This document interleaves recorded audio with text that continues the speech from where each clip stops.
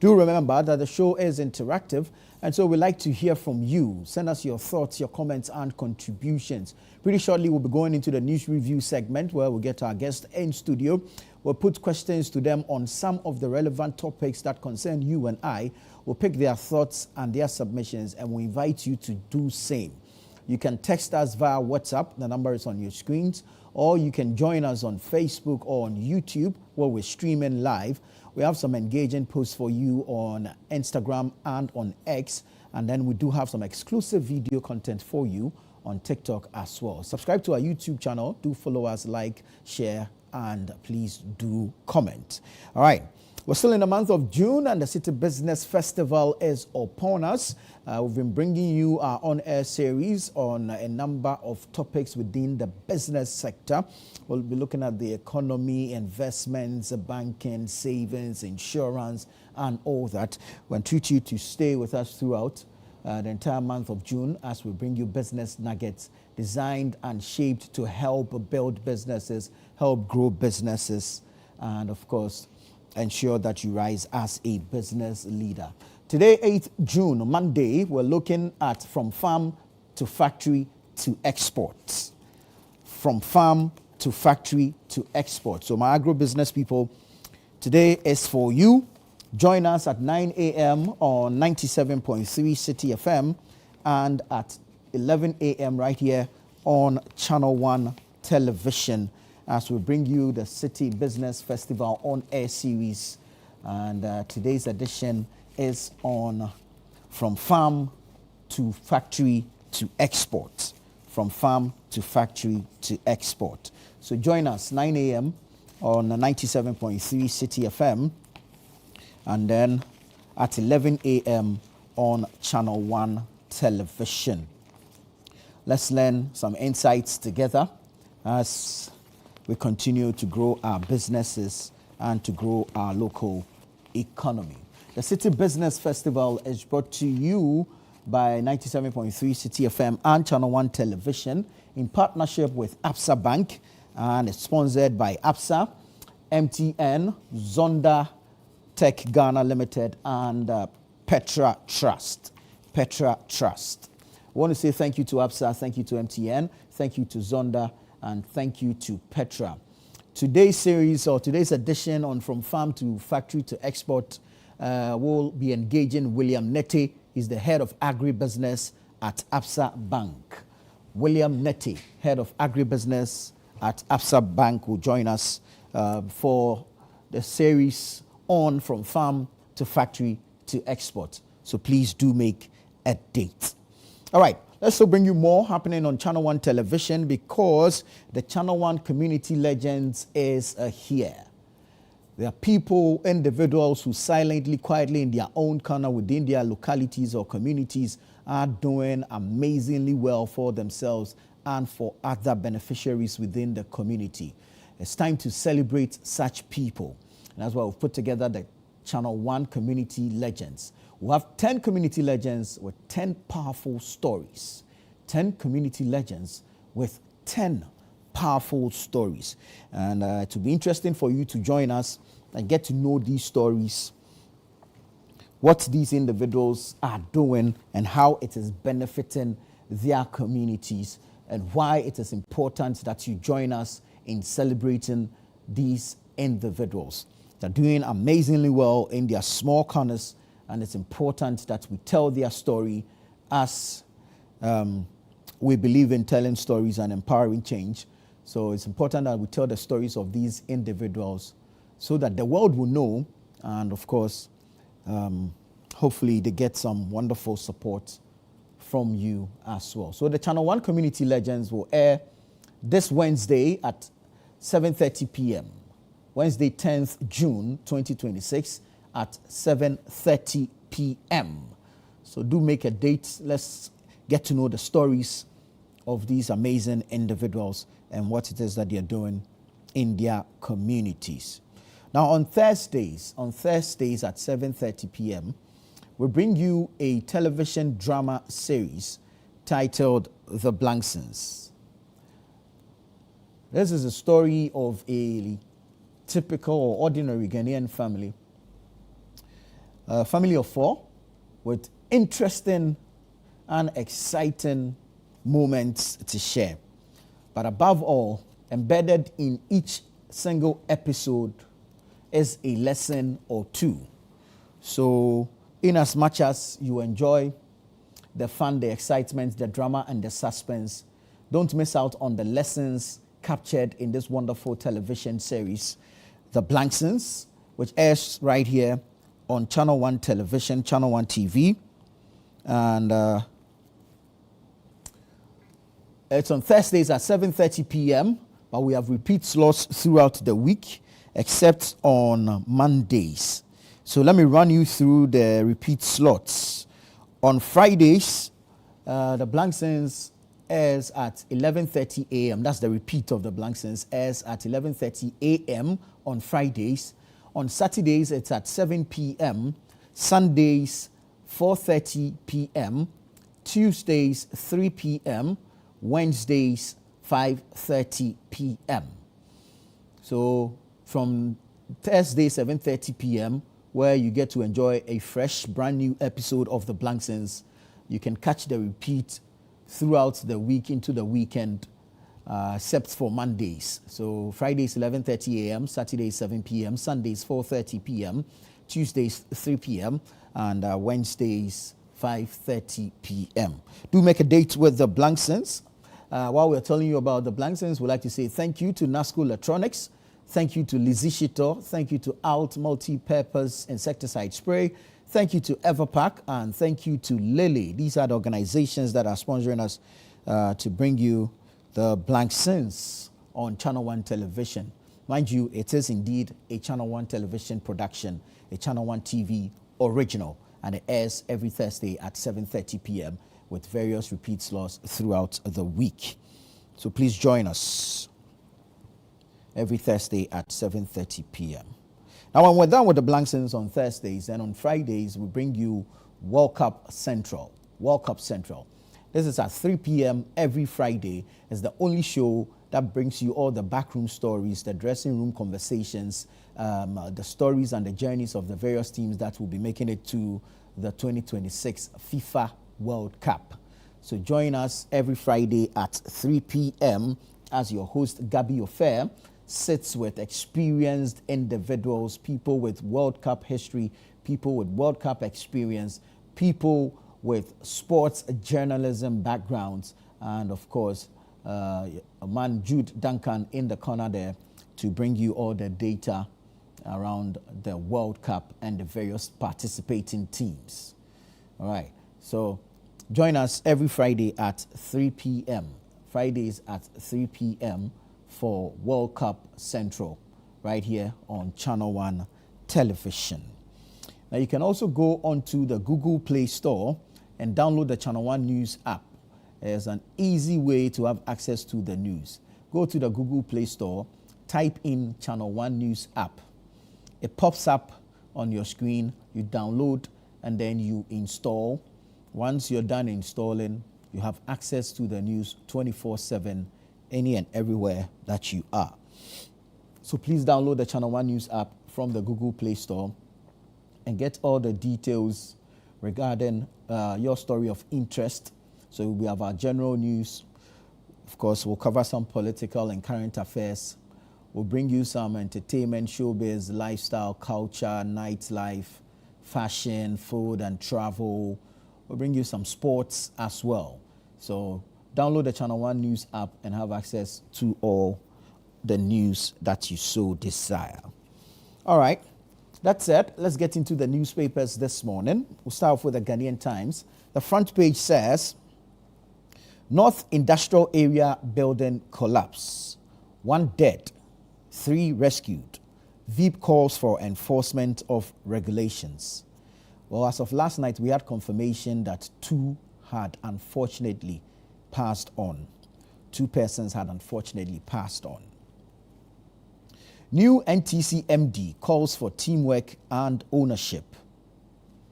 Government targets 30 million trees in 2026 after exceeding 2025 goal.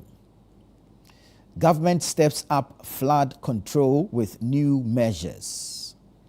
GRA intensifies engagement ahead of ITA's rollout.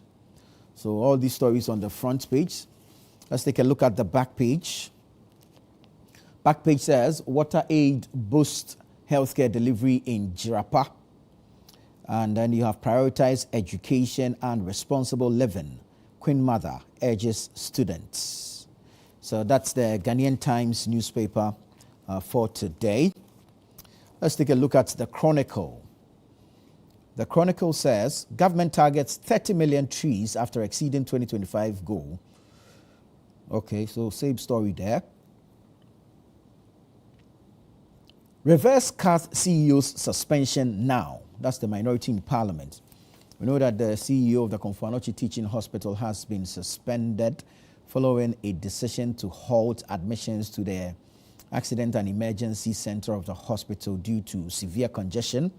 The health minister has directed his suspension. This has triggered an industrial action at the hospital, which has been escalated by nurses and midwives joining the doctors. Yesterday, the regional minister, the Ashanti regional minister, Dr. Frank Amoakohene, met with the staff of the hospital. He says there's a positive outlook, but we are yet to hear whether or not the strike has been called off. All right, the Chronicle says, Atu leads Mahama's ministerial rankings, says big events Ghana. Atu leads Mahama's ministerial rankings, says big events Ghana. So that's the front page. There's some sports on the back page. The training of the Black Stars ahead of the World Cup. It's a picture story. So when you grab a copy of the Chronicle, you should get that. But let me bring you the scripture as captured on the front page of the paper. 1 Corinthians chapter 9, verse 24. Do you not know that in a race all the runners run, but only one receives the prize? So run that you may obtain it. Do you not know that in a race all the runners run, but only one receives the prize? So run that you may obtain it. That's 1 Corinthians chapter 9, verse 24. May the good Lord add his blessings to the reading of his word. Now let's go to the Daily Guide. Daily Guide says, CRI, that's Child Rights International, backs ID checks for porn sites. CRI, Child Rights International, backs ID checks for porn sites. Then you have Atuforsen named Best Performing Minister. Gina Blay, Kwabena Yeboah, and others get GJ honors. New anti-gay bill to protect LGBTQ promoters. That's according to Reverend Tim Fojo. And then the sad one, 2 dead, several injured in Aveno building collapse. 2 dead, several injured in Aveno building collapse. So that's the Daily Guide newspaper. And I'll take you to the News Center. The News Center says, funding crisis hits agric sector. MOFA receives only 12.4% of budgets. Funding crisis hits agric sector. MOFA receives only 12.4% of budget. Bawumia to review cocoa report for policy response. Bawumia to review cocoa report for policy response. GJ honors icons, calls for stronger protection. GJ honors icons, calls for stronger protection. Ibrahim Mahama offers 100 jobs to South Africa returnees. Ibrahim Mahama offers 100 jobs to South Africa returnees. Ethical leadership, not algorithms, will define AI era. That's according to private legal practitioner Ace Ankuma.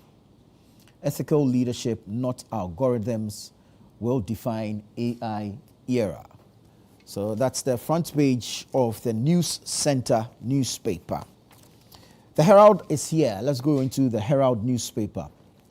Finance Minister and Agric Minister caught up in budget war, but others smell 2028 NDC flag bearer rivalry. Finance Minister and Agric Minister caught up in budget war, but others smell 2028 NDC flag bearer rivalry. Iyoko's probe into Joseph Yamin Galamsey allegation failing credibility test. Iyoko's probe into Joseph Yamin Galamsey allegation failing credibility test. Ex-KMA presiding member names Akufo-Addo, Blay and others as architects of Kojo Bonsu's 2016 ouster. Ex-KMA presiding member names Akufo-Addo, Blay and others as architects of Kojo Bonsu's 2016 ouster. Ghana Gas refutes internal conflicts between CEO and Totobi Kwache board. Ghana Gas refutes internal conflict between CEO and Totobi Kwache board. Overcrowding and lack of alternative facilities driving cath tensions. So that's on the Konfanochi Teaching Hospital. Story says overcrowding and lack of alternative facilities driving cath tensions. So that's the Herald newspaper. The Custodian is here. Let's go into the Custodian. Audu Mahamas, the Custodian. Front page says Finance and Agric Ministries in fierce battle over 1.6 billion cedis mystery cash. Finance and Agric Ministers in fierce battle over 1.6 billion cedis mystery cash. Joe Weiss backs Coca for Ashanti Regional NPP chairmanship. Baumia pledges action on minorities cocoa sector crisis report. NPP must have deliberate comeback plan. That's Gordon Asari Bediako. Reinstate CATH CEO now. Minority demands, label suspension, political scapegoating. And then your friends of Eric Opoku marks his 56th birthday with donation. So that's on the front page of the Custodian newspaper. The New Publisher has an interesting headline this morning. The New Publisher says, oh wow, this woman is John Mahama's best regional minister. And it comes with a picture of the Greater Accra Regional Minister, Linda Akweli Oklu. Story says, oh wow, this woman is John Mahama's best regional minister. Cath crisis deepens further. Doctors and nurses strike over CEO suspension. Minority blasts government decision. Cath crisis deepens further. Doctors and nurses strike over CEO suspension. Minority blast government decision. Then you have Baumia promises cocoa price relief. Baumia promises cocoa price relief. Diplomatic tension brews as South Africa warns Ghana over evacuation drama. Aveno building collapse kills 2. So you get all that and more in the New Publisher. Today newspaper says GN Bank supports Methodist Chapel dedicated in Chicago. Cath doctors strike over CEO suspension. Christian Council pushes to vet revised anti-LGBTQ plus bill. 345 more home from SA. Kumasi faces 48-hour water cut over treatment plant shut down. So that's the Today newspaper. The Inquisitor. After claiming loot recovery was sham, oral bites Wontumi. Surrogates cry political persecution. Consultations are on for NDC chair. That's according to Akwesi Oponfosu. 1.6 billion cedis disbursed to Agric Ministry. Finance Ministry insist. Accra Psychiatric Hospital gets facelift through KGL Foundation. And the National Ambulance Service commends NPA for continued support. All right, let's go to the Informer now. Ghana's democracy in danger. Expert confirms Mahama's fears. Passed LGBTQ plus bill. Christian Council demands copy. 25.3 million cedis mystery. NPP grills Finance Ministry over missing Agric cash. Imani and NPP oppose porn ID checks, but government says move is to protect children. CATH doctors declare indefinite strike over CEO suspension. Silent killer on our plates. WHO says unsafe food claims 1.5 million lives every year. And then you have stopped the sexist attacks. That's according to a women's group. So that's the Informa newspaper. Let's do the BNFT, Business and Financial Times. Finance Minister and Governor present powerful unified case for Ghana to global financiers and investors. Rate cut window narrows on inflation pressures. Ghana Standards Authority highly understaffed. That's according to the boss of the GSA. Stanbic Bank donates 400,000 cedis to NADMO for flood and fire relief. GRA assures businesses of simpler tax compliance on ITAS. So that's the Business and Financial Times for today, Monday, June 8, 2026. Now I'm taking you online, and I'll bring you some stories from channel1newsonline.com. Aveno building collapse, rescue efforts end, 2 confirmed dead. Aveno building collapse, rescue efforts end, 2 confirmed dead. Ministry of Health says CATH CEO suspension linked to breach of presidential directive. CATH CEO suspension linked to breach of presidential directive. Our future is tied to the continent, Ramaphosa tells South Africans. So that's the South African president, Cyril Ramaphosa, speaking there. Again, South Africa has no place for xenophobia and vigilantism. South African President Cyril Ramaphosa speaking there again. Sam George says economically independent press is a free press. Economically independent press is a free press. Those responsible for Aveno building collapse will be punished. That's the Minister for the Interior, Mohamed Mubarak Muntaka. Attempt to suppress journalists undermine democracy. Minority Leader Alexander Fenyomakin speaking there. More Ghanaian evacuees return from South Africa. 342 land in Accra. Aveno tragedy. Ghana must stop hiding disaster reports. That's according to engineer Michael Kosi Dede. Aveno tragedy. Professor Opoku Ajiman calls for strict compliance with building regulations. Vehicles swept away as River Klagon overflows. No accountability after building collapse incidents. That's according to engineer Mahama. Ibrahim Mahama's ENP offers 100 jobs to Ghanaian evacuees from South Africa. So that's on channel1newsonline.com. Let's go to citynewsroom.com. Citynewsroom.com. 16 unsafe buildings to be demolished across Accra. That's according to the Minister for the Interior, Mohamed Mubarak Muntaka. SEC, Securities Exchange Commission, SEC, targets diaspora billions for Ghana's capital market. You have Ghana not anti-investment despite push for local mining ownership. That's according to the GIPC. CATH crisis unfortunate. CEO suspension carefully considered. That's from the Health Ministry. Ghanaians expect credible cocoa policy alternative from Baumia. That's Frank Anodon Press speaking. Aveno building collapse. Rescue operation ends. Death toll stands at 2. South Africans are not xenophobic. That's according to Ramaphosa, the South African president. Baumia prepares policy alternative for cocoa sector. NDC should thank me for sanitizing flag bearer race. That's according to pollster Musa Dankwa. South Africa says Ramaphosa warns against vigilante action over illegal immigration. So go online and you get the details of these stories and several others.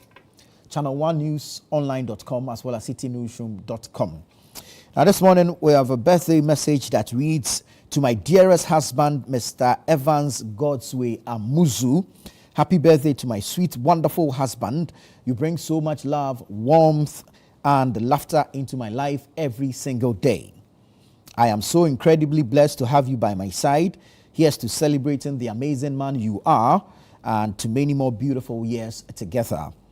I love you to the moon and back. Happy 40th birthday, my love and daddy, from your lovely wife, Mrs. Elizabeth Tugba Amuzu, and the kids. So happy birthday to you, Mr. Evans Godsway Amuzu.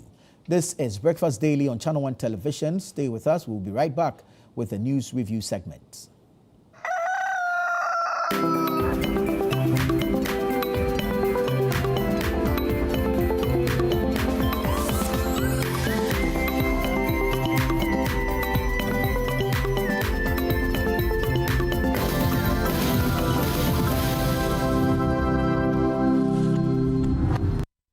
Welcome to The Point of View. This is your favorite current affairs show here on Channel 1 Television. On The Point of View, we pick the right topics, get the right guests, and ask them relevant questions on issues that matter to you. With the complexities of the issues happening around us on a daily basis, it's the hard-hitting conversations and the probing questions of The Point of View. So what is the Public Account Committee's job?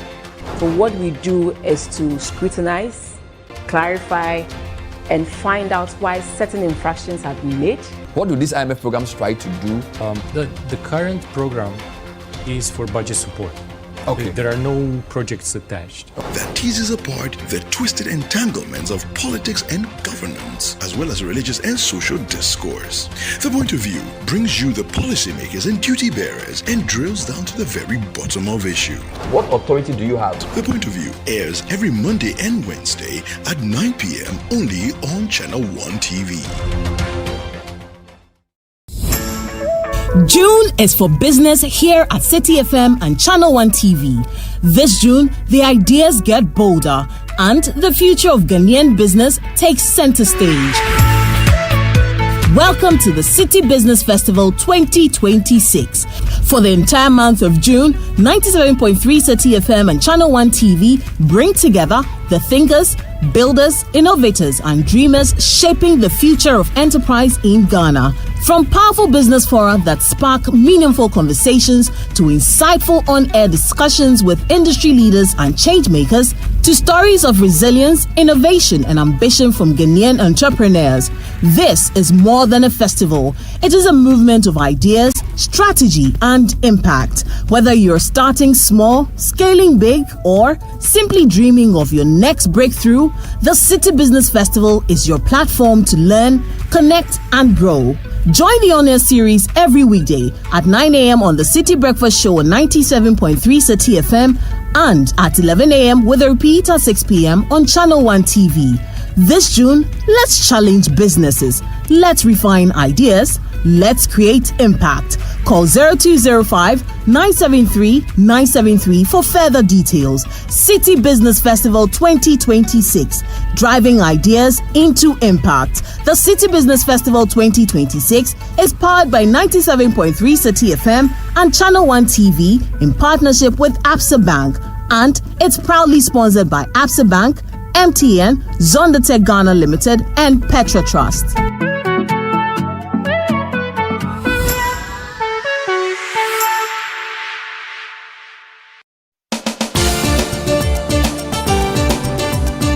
In a nation full of questions, where truth often hides behind noise, one show dares to ask what truly matters face to face. With fearless clarity and a quest for accountability, host Umaru Sanda Amadou sits down with the movers and shakers of politics, governance, society, and business, confronting the issues that define our national conversation. Yes, I am Umaru Sanda Amadou. This is Face to Face, and you're welcome. I say very often on the floor of Parliament that when we were in government, we got some things right, we got some things wrong. Are you still planning to go to Parliament, or you want to look at National Party office position? No, I'll be going back to Parliament. There's an unfinished business which I need to do. Sports has three legs: development, management, and promotion. Disintegration is extreme. We do not wish that even on your worst enemy. Every Tuesday at 9 p.m., join Umaru Sanda Amadou on Face to Face as he digs deeper, challenges power, and reveals the stories shaping Ghana's future. Only on Channel 1 TV.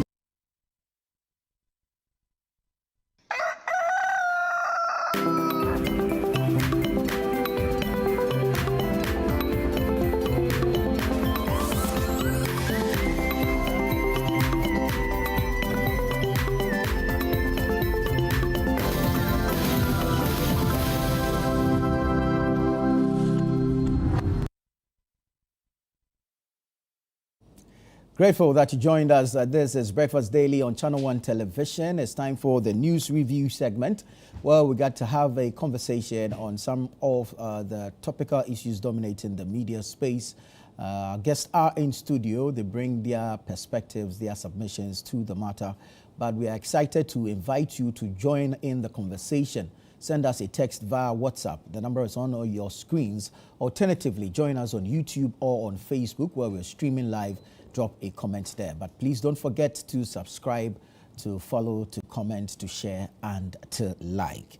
Let me say good morning to Elvis Dakon. He's the editor for the News Center newspaper, as well as the web portal newscenter.com. Elvis, good morning. Morning.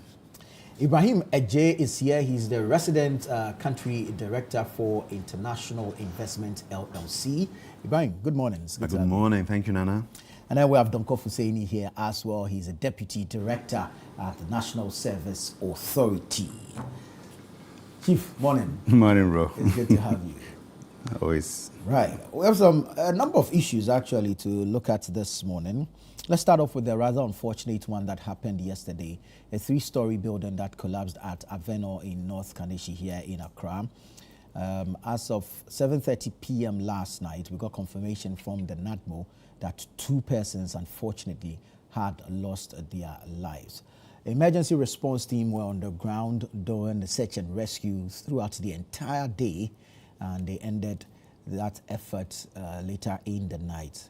However, like I said, unfortunately, 2 lives were lost. Our condolences to the families of the deceased, and we pray for strength for them. Elvis, this issue of building collapse seems it's now becoming a thing, especially in Accra. About a month ago, we witnessed Accra New Town. Then within a space of like 96 hours, because the other one was on Wednesday, that the Adenta one, and then now Aveno. What are we missing? We are missing nothing. We are just doing the wrong thing, and then we think that by magic nothing will happen. What wrong things are we doing?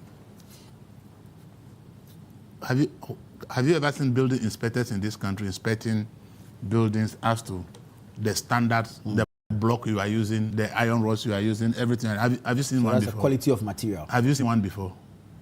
Well, I've not gone into construction, so no one has come to visit. You are a media person, not apart from going to construction. Have you ever seen that we have a unit called they are building inspectors? But in a serious country, that's what they've done. The people who are molding the blocks and selling, now nobody molds, but we all go and buy from the people who mold the blocks. Who is checking that the standard of blocks they are molding is up to what you need to build a house? Now they use machines and press the sand, put small cement inside, and they all go and buy. Nobody checks whether that block has enough cement for you to build a house. And so when water entered, why wouldn't the building collapse? We sat here, as you said, about a month or 2 ago, talking about the fact that under the Ministry of Works and Housing, there's a department at that ministry whose responsibility is to test building. And Ibrahim was giving us the tools that are supposed to be used to test buildings and all. We discussed that issue here on this less than 2 months ago. Yeah. Nobody will do anything about it because nobody seems to care about what is happening in the system. So as for building collapse, in fact, if we have water in people's room for 3-4 days without subsiding, most buildings in Accra will collapse. Wow. Yeah. If we have building lodging water lodging in buildings in Accra here for 3 to 4 days without subsiding, a lot of buildings will collapse. Because nobody checks any standard in terms of the building we put up. So at the end of the day, when a building collapses and we are all shouting, hey, Kuka, I say, what are we shouting for? Yeah.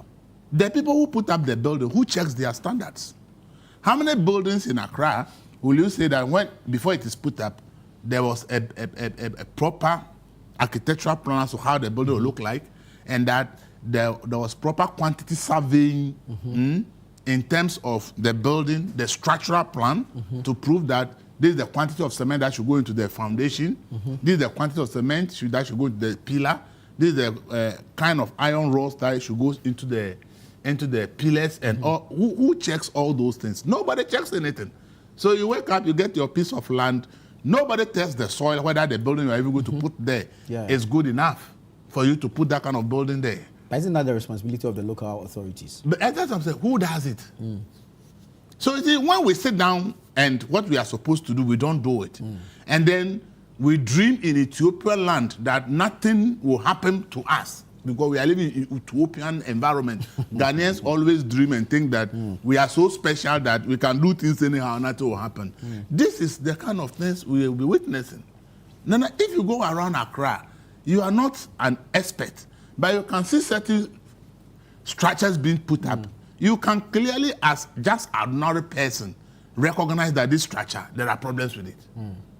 But nobody raises concern. The assembly, as you talked about, they are sitting in their office and expect that you come. If you don't come, they are not interested. You can go ahead and do what you like. If it collapses on you, it's your business. Because that person will get paid at the end of the month, whether you build according to standard or not. That person will get paid at the end. Though we are paying the person to make sure that you don't build anything, but you build per standard, the person is not going to do his or her work, but we will pay the person's salary at the end, so the person is fine. Because nobody is inspecting, nobody has what we call a checklist to find out this assembly for the past 1 year, what new buildings actually popped up. How many times have you been there to inspect? In other serious countries, even when you finish your building, even when they've done the inspection from foundation till you complete, the electrical work you are going to do, it has to be signed off by an authority that you've done the electrical work with using the right cables, you use the right expert, you're doing the right thing, okay? Your plumbing works in the building need to be signed off by a team that you've done the right thing until every single thing about the building is signed off. No human being can inhabit that building. And without that certificate that the building has been approved for human inhabitation, nobody can inhabit it.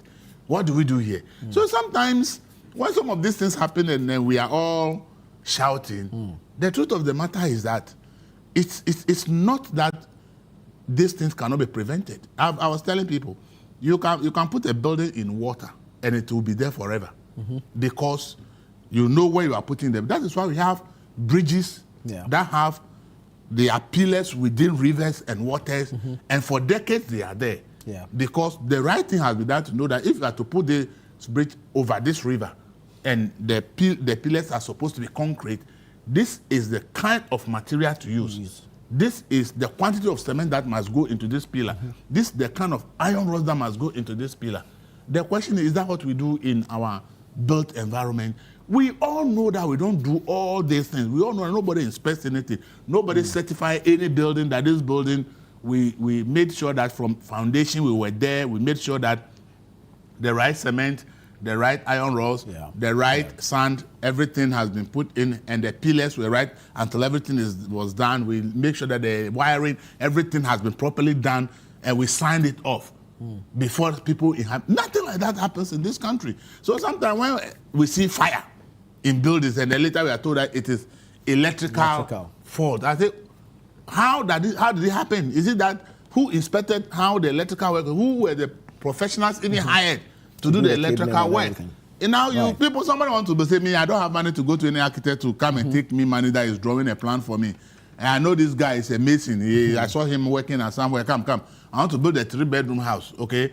Build a 3-bedroom house for me on this land.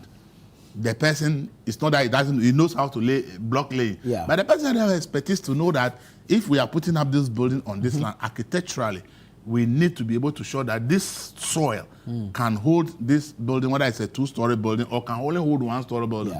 That mason has no ability to determine that if the building is going to carry this weight, then the foundation should go deep as this and should have this volume amount of cement. So you see, the person will just put something and the building is put up and the person is living in it. As I said, the block that we are buying, nobody checks the quality of the block because we put it in a machine and you go and see, think, oh, it looks nice. But nobody tests the strength of the block. So if the block doesn't have enough cement and water lodges in the room for 3 days, how do you expect? Wouldn't it collapse? So we need to accept that if we don't sit up and do the right thing, building collapse will not end today, will not end tomorrow. And it will become worse when we have heavier rains. These rains, as we are all talking about, they are not that much heavy. If we have more heavier rains than this, a lot of buildings will collapse. Because if you look at the flooding around, you see a lot of buildings, the waters have lodged in the building because every building is what? Walled.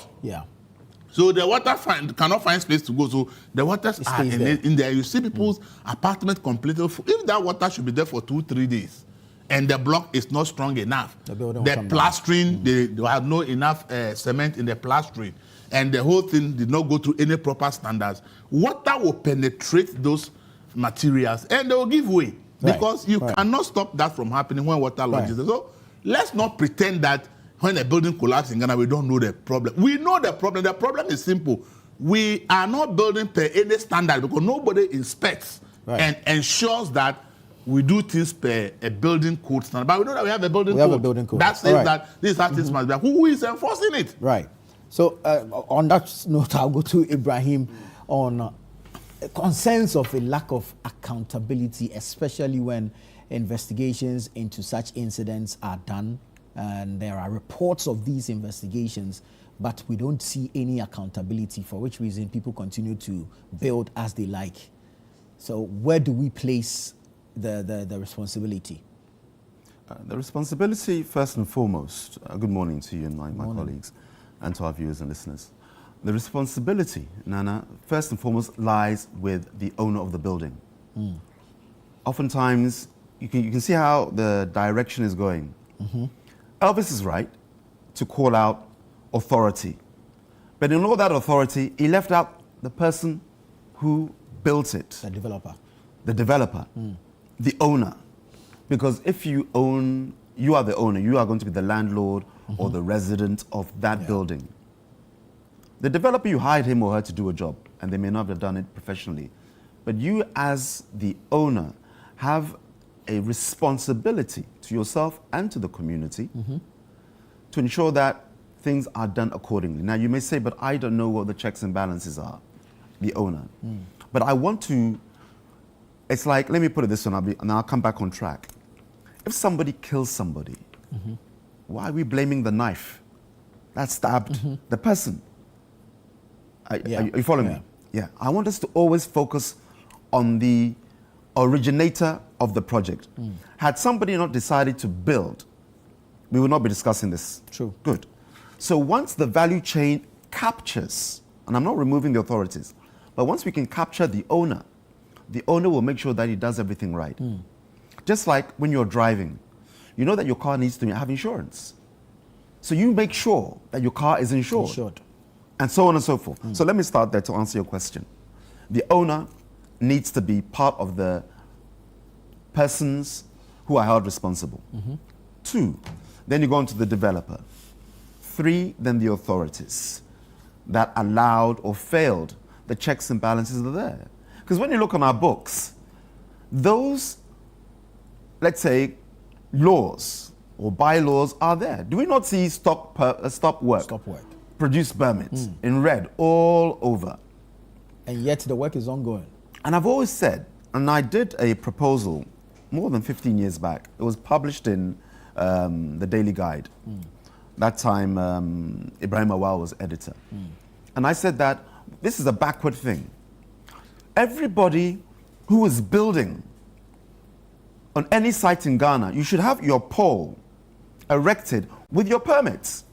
So if I'm an officer of the municipality, I drive by a construction site and I don't see the notice giving me your permit, your license, all the details that will give me as an officer of the municipality comfort and confidence that this work ongoing has a permit. Then I don't have to say stop work, produce permit. I can't see the permit. So, we are closing you down. You see, we've got it so backward. We say, produce permit. How often do you drive and then the police will say, produce your license? Because you can see on your dash, your windscreen, not your license. Oh, okay. Your roadworthy or your license, your insurance. Yeah. Is it not displayed? Yeah. So the policeman doesn't have to guess. He can see that it's not there. Yeah. At that point, he can question you. And then you can say, oh, it's in my dashboard, for which it should not be. You should display it on your windscreen. So you don't see policemen stopping cars and saying, produce me your driver's license or your roadworthy. It's displayed. Yeah. And what we need to do, I'm talking to government now, directly. Sometimes you don't have to wait for government.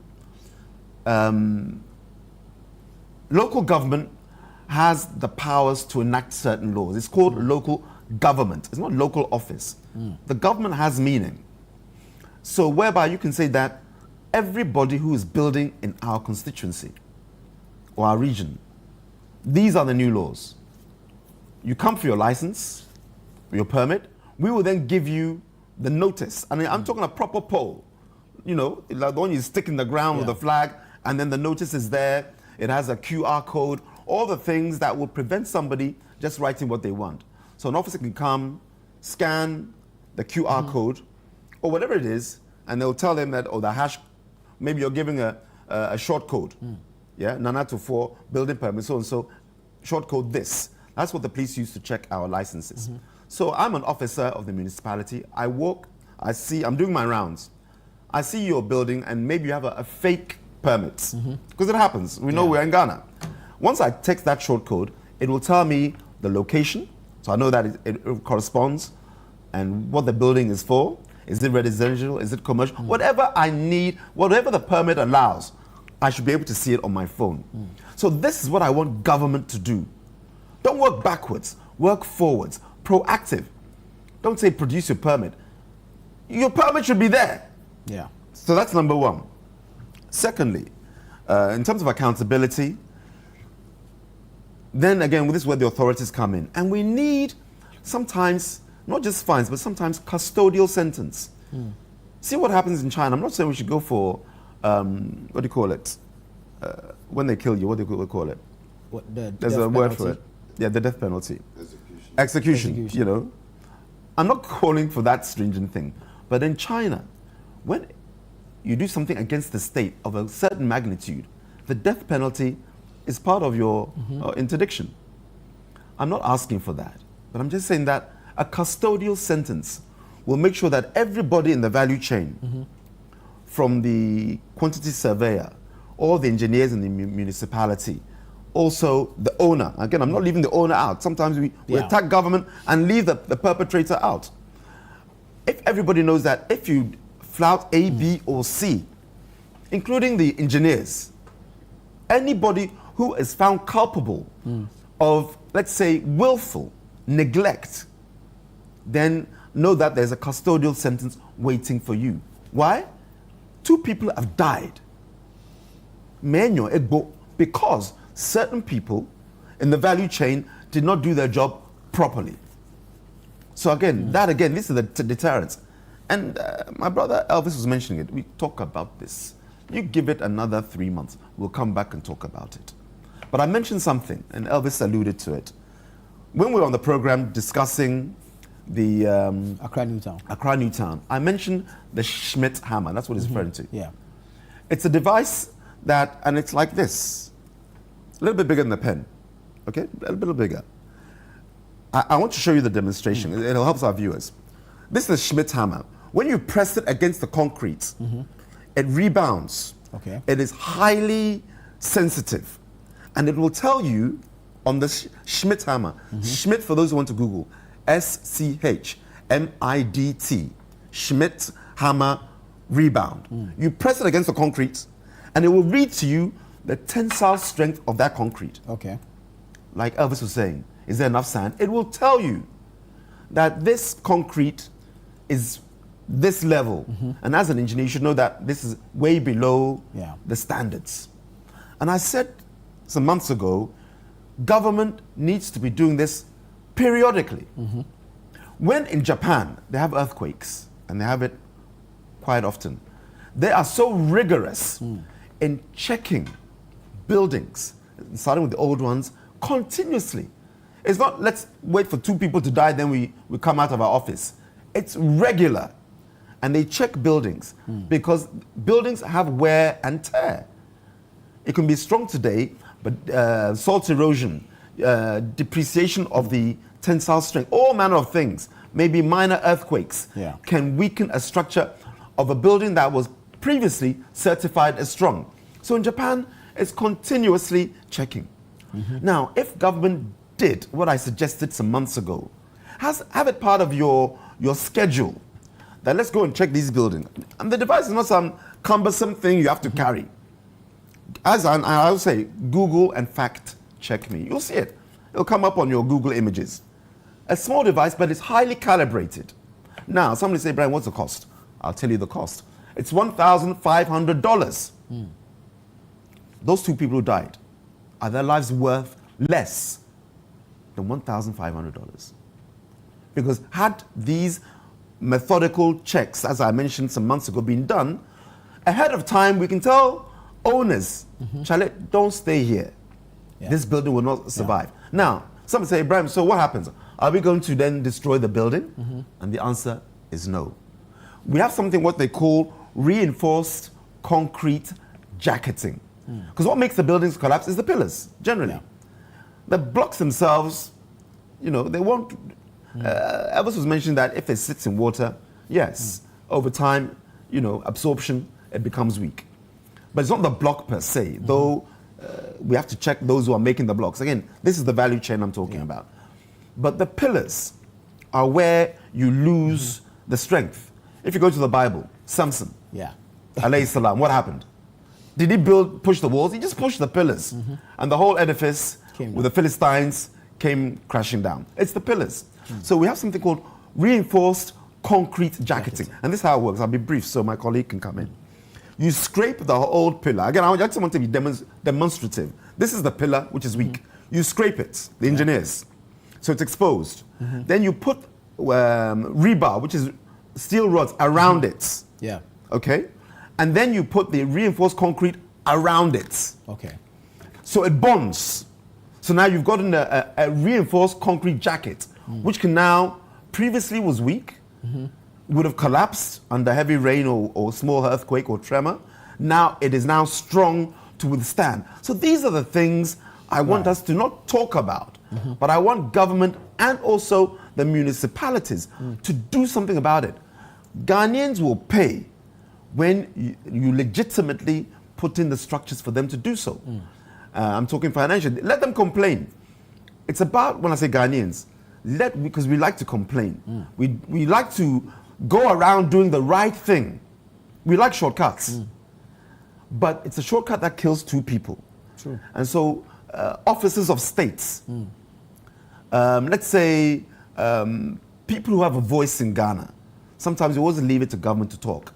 But opinion leaders, we can use one voice to communicate that these new laws, these new regulations benefit all of us, and you have to pay your way. So these are my submissions on that point. Mr. Dongo. Thank you very much, Ryan. I think I largely agree with my two brothers, and it's beautiful listening to the two of them and from the two sides. Yeah, I think my brother is right to be a little bit upset about the system because it can be frustrating. It's passionate. Yes, I've been a DCE before, so I can clearly understand where he's coming from. But then at least it's good I'm also here so that he can also hear our practical side of the situation we find ourselves in. You see, building what DCE goes for into... where? I was the DC for Central Front Plains. Central Front Plains. Yeah, one of the new districts. So everything started from ground zero. Oh, okay. So you can imagine. So building collapse, I think there are multi factors involved. Yes, Elvis dealt with one, which is the supervision. But then the design, material, and even workmanship adds up to the supervision to make a building complete. Right. So if you take out the supervision from the local assembly, that is where Ibrahim is very right, spot on. That the three cardinal factors rest with the owner. Do you get it? Yeah. The amount of cement, the amount of iron rod, and the painful thing, Elvis, if I should be very straight with you, is that somebody will come to me as a DC that I want a building permit for a store. He will tell you a one-story or let's say just a store. He will not even name the yes. Right. That I want a store at this particular location because the cost of residential high-rise building is higher than at times a detached or semi-detached or a store. Right. So he comes and says he wants permit for a store. You give him that permit. So I know a store, at most just some kiosk or something bigger that you do with concrete, but it will not be heavy loaded. The next moment you go, you see a high-rise store. Oh, I'm trying to put up a storage. But why didn't you state that in the permit?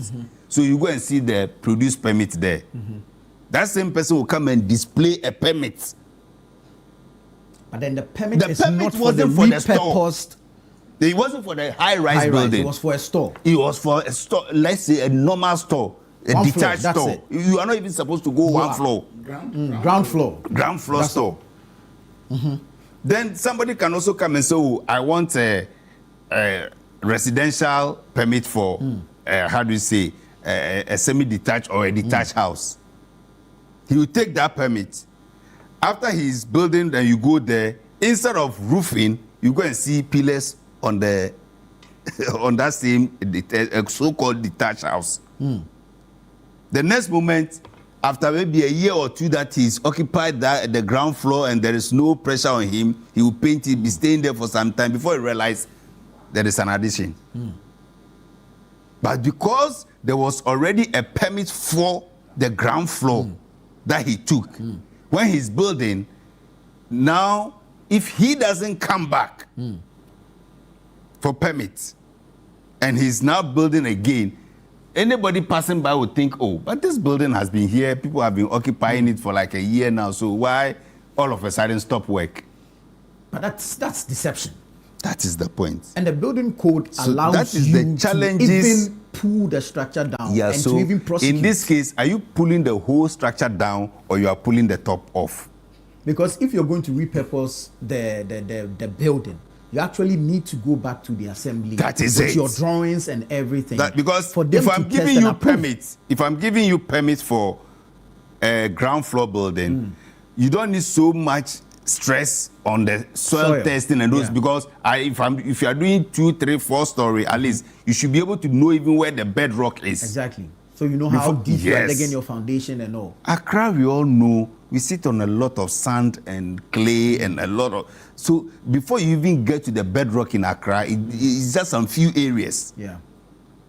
And most of the places that you see this thing happening, some of them are even flood-prone areas. So you know already the land itself is a suspect. So that the supervision aspect, yes, KMA may be overwhelmed because the number of buildings in Central Front Plains that we can let our engineers, and every district has 1 or 2 engineers. If AMA is lucky, it may be up to 5. They can't even get more than 10. Because I don't know about the sub-metros, how many engineers they even have at the sub-metros. Planning officers, most cases in every district, 1 or 2. It may not be up to 10, even in the metros. So there's a lack of capacity. Yes. So if you are sending building inspectors, if you are lucky and you have some service personnel who are also structural engineers and all those guys, then they deploy them. But like he said, are they going with the right tools? So yes, the assemblies are handicapped when it comes to, they are overwhelmed when it comes to building inspection. Because imagine the volumes, even in Accra alone.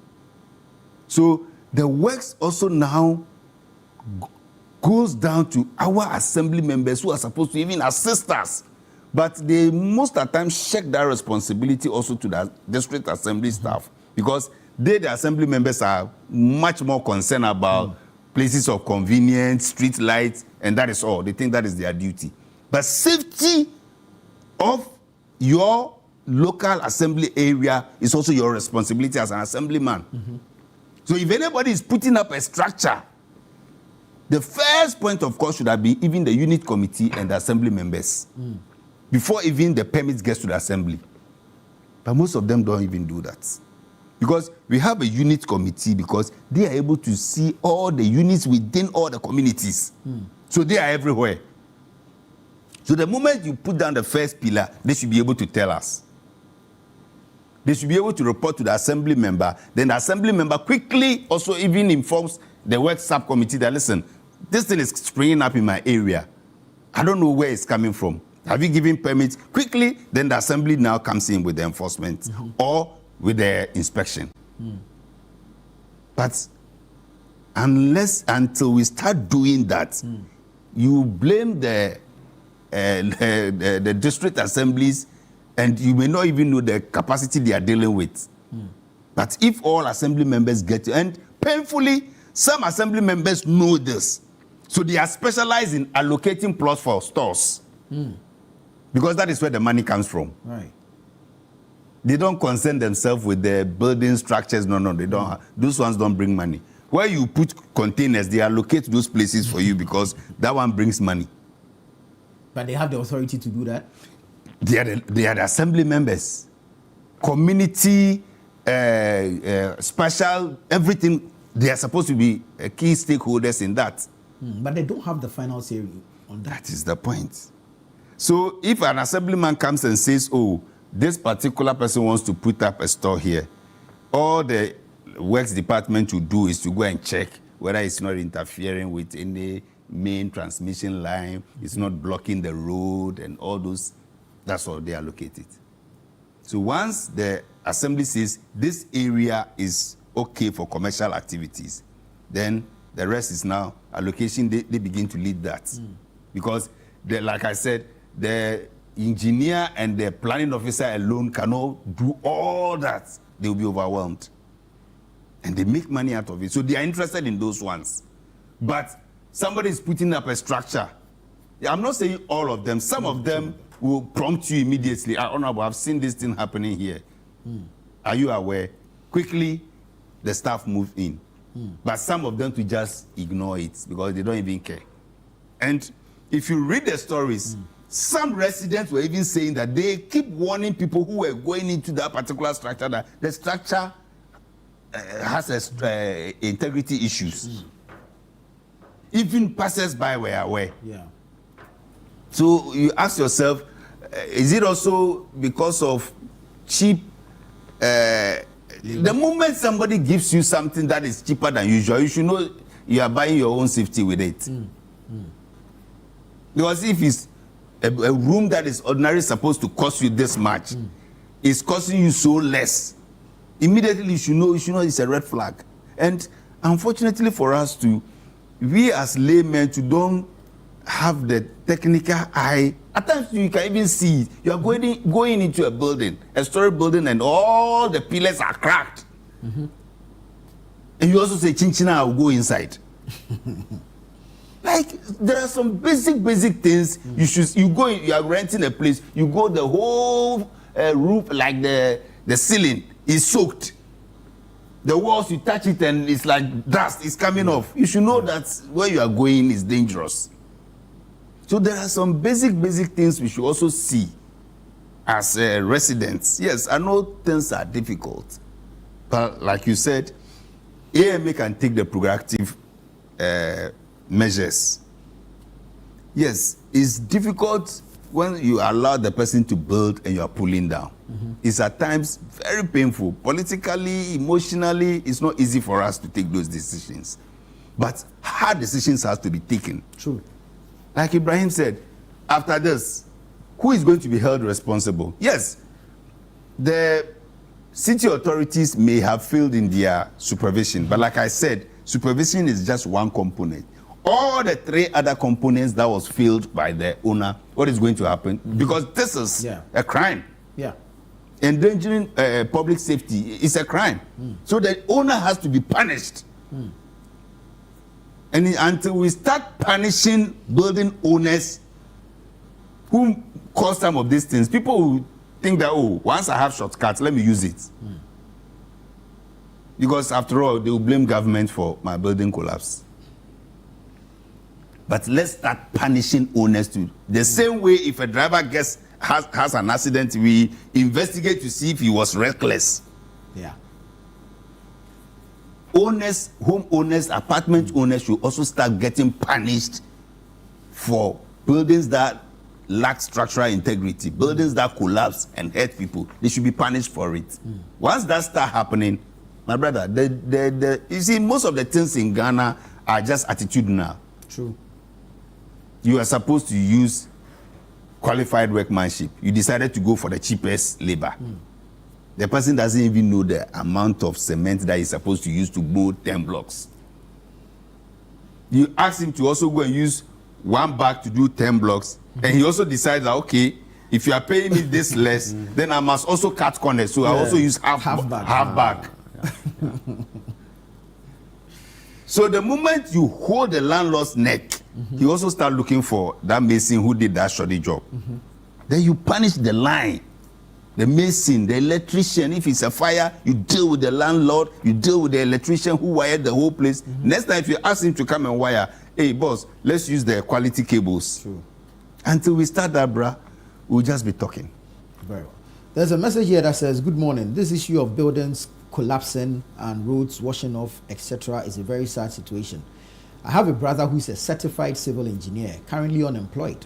But here we are talking about a situation which could have been avoided when we use these skilled personnel. Certified civil engineer. Yeah. Tell him to get in touch. Very well. I'm sure he's watching Master Fed, but we'll text him after. Seriously, let him get in touch. Very well, very well. Elvis, final thoughts on this in a minute, and then we'll move on to. Sure. I think my submission is not that the owners should not be held accountable. I've always said that if you decide to breach the rules, if there is any effect, you, the owner, you are the one who will suffer most. For instance, this building collapse, all your money is gone. Yeah.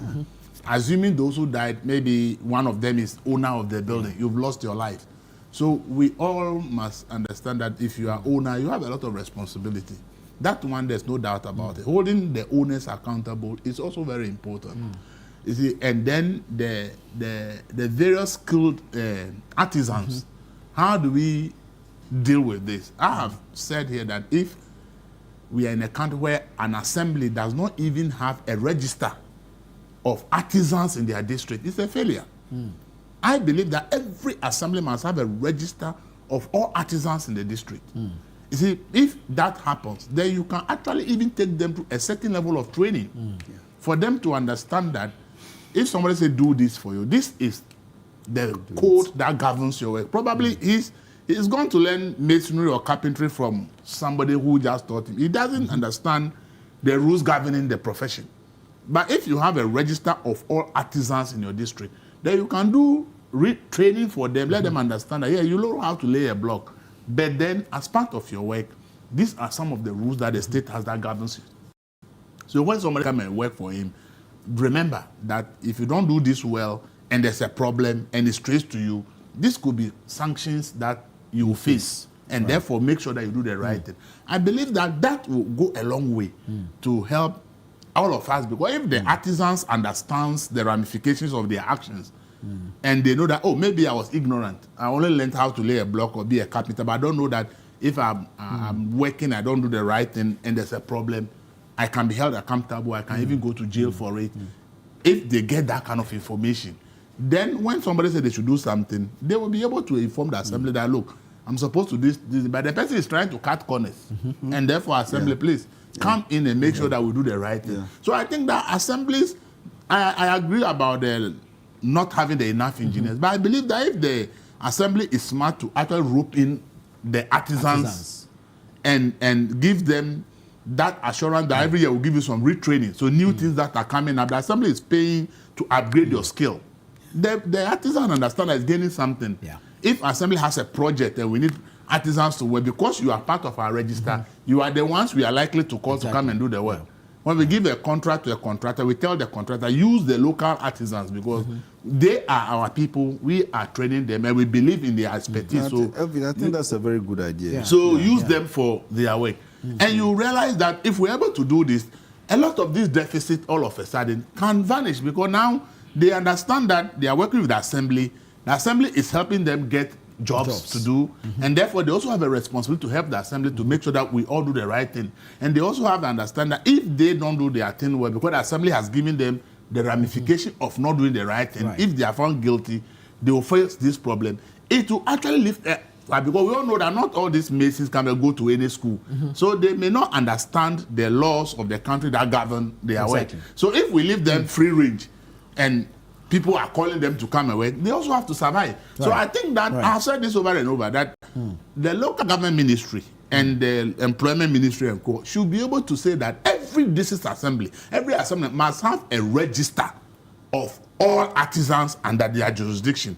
And they must give them retraining on new things, educate them on what the laws are. Because the law is written in English, and maybe the person who is in the sub doing the work can't speak English. Right. But by that training, you are explaining the thing to the person in his or her language to understand that this thing is written in English, but this is what it means. But if you think the person should go and look for the thing and read and understand what the person cannot read, how does the person even get to know the rules? So I think that while the assemblies have deficit in terms of the skilled human beings, there's also an opportunity for them to look at how they can actually rope in these people and work with them so that we can close the gaps and do the right thing. And you see, we make laws because we believe that human beings, if you leave us on our own, we are likely not to do the right thing. That is why we make law. That's why I mentioned about the authority. I'm not saying that they are at fault completely, but I'm saying that the reason we make law is that we believe that human beings, when you allow them that they should do things on their own right, many people will not do the right thing. That is why the laws are there. So sometimes it's not about going to break down the building. You go and realize that, but this is your building, you don't have permit. But we think that everything you have done is standard. Just come and take the permit before you continue. As you said, the permit that we are talking about, somebody comes for a ground floor building. By the time it's a three-story building and all that. The point is, sometimes because of as you said, if you are building a ground floor, for instance, a 3-bedroom, how much you pay for permit? If you are doing 3 of that, you are paying 3 times that amount. And the person thinks that he has to dodge that payment. But the person doesn't understand that if you dodge that payment, the right thing is not done. These are the effects. Who will want to, let's assuming that ground floor is 10,000, if you are doing 3 floors, it's 30,000. And you explain to the person that don't try and avoid 30,000 because you are going to spend maybe $1 million Ghana to put up the building. Exactly. And if you avoid 30,000 and $1 million Ghana building collapses, what do you gain? Yeah. So sometimes I think that some of this kind of education and this will make people rather understand. Very well. Ibrahim, final thoughts on this. And I'd like you to touch on the search and rescue mission yesterday as well. And the people who are dead are 3 because remember Adenta, one person also died in the one building collapsing at Adenta. So if you add to this, it's 3. Let me pivot or expand from where Elvis was coming from, and it's a very good submission. Let me ask this question. Can anybody drive? Can 3-year-olds, 5-year-olds drive? No. Can anybody become a doctor, a surgeon? No. Because certain professions require qualification, certified qualification. So how long would it take to train a mason, a basic mason that can, lay blocks, mix concrete and mortar, plaster? It says here around 3 to 6 months. Then a skilled mason, 1 to 3 years. Now this skilled mason can read basic drawings, set out walls accurately, construct foundations, columns, and slabs, work independently according to international norms. So to expand from where Elvis was talking about, 3 to 6 months, you need to have a moratorium. Sometimes we don't want to make the tough decisions, but important people make important decisions, whereby the artisans that he's referring to, nobody is allowed to actually work on any site until you go through the vocational training. And those facilities are within your districts or areas. It's not a long thing. Under supervision, you can get a license. This is not about book long. Mixing concrete, there's a science to it. Of course. Okay? And then you make sure that those people are captured.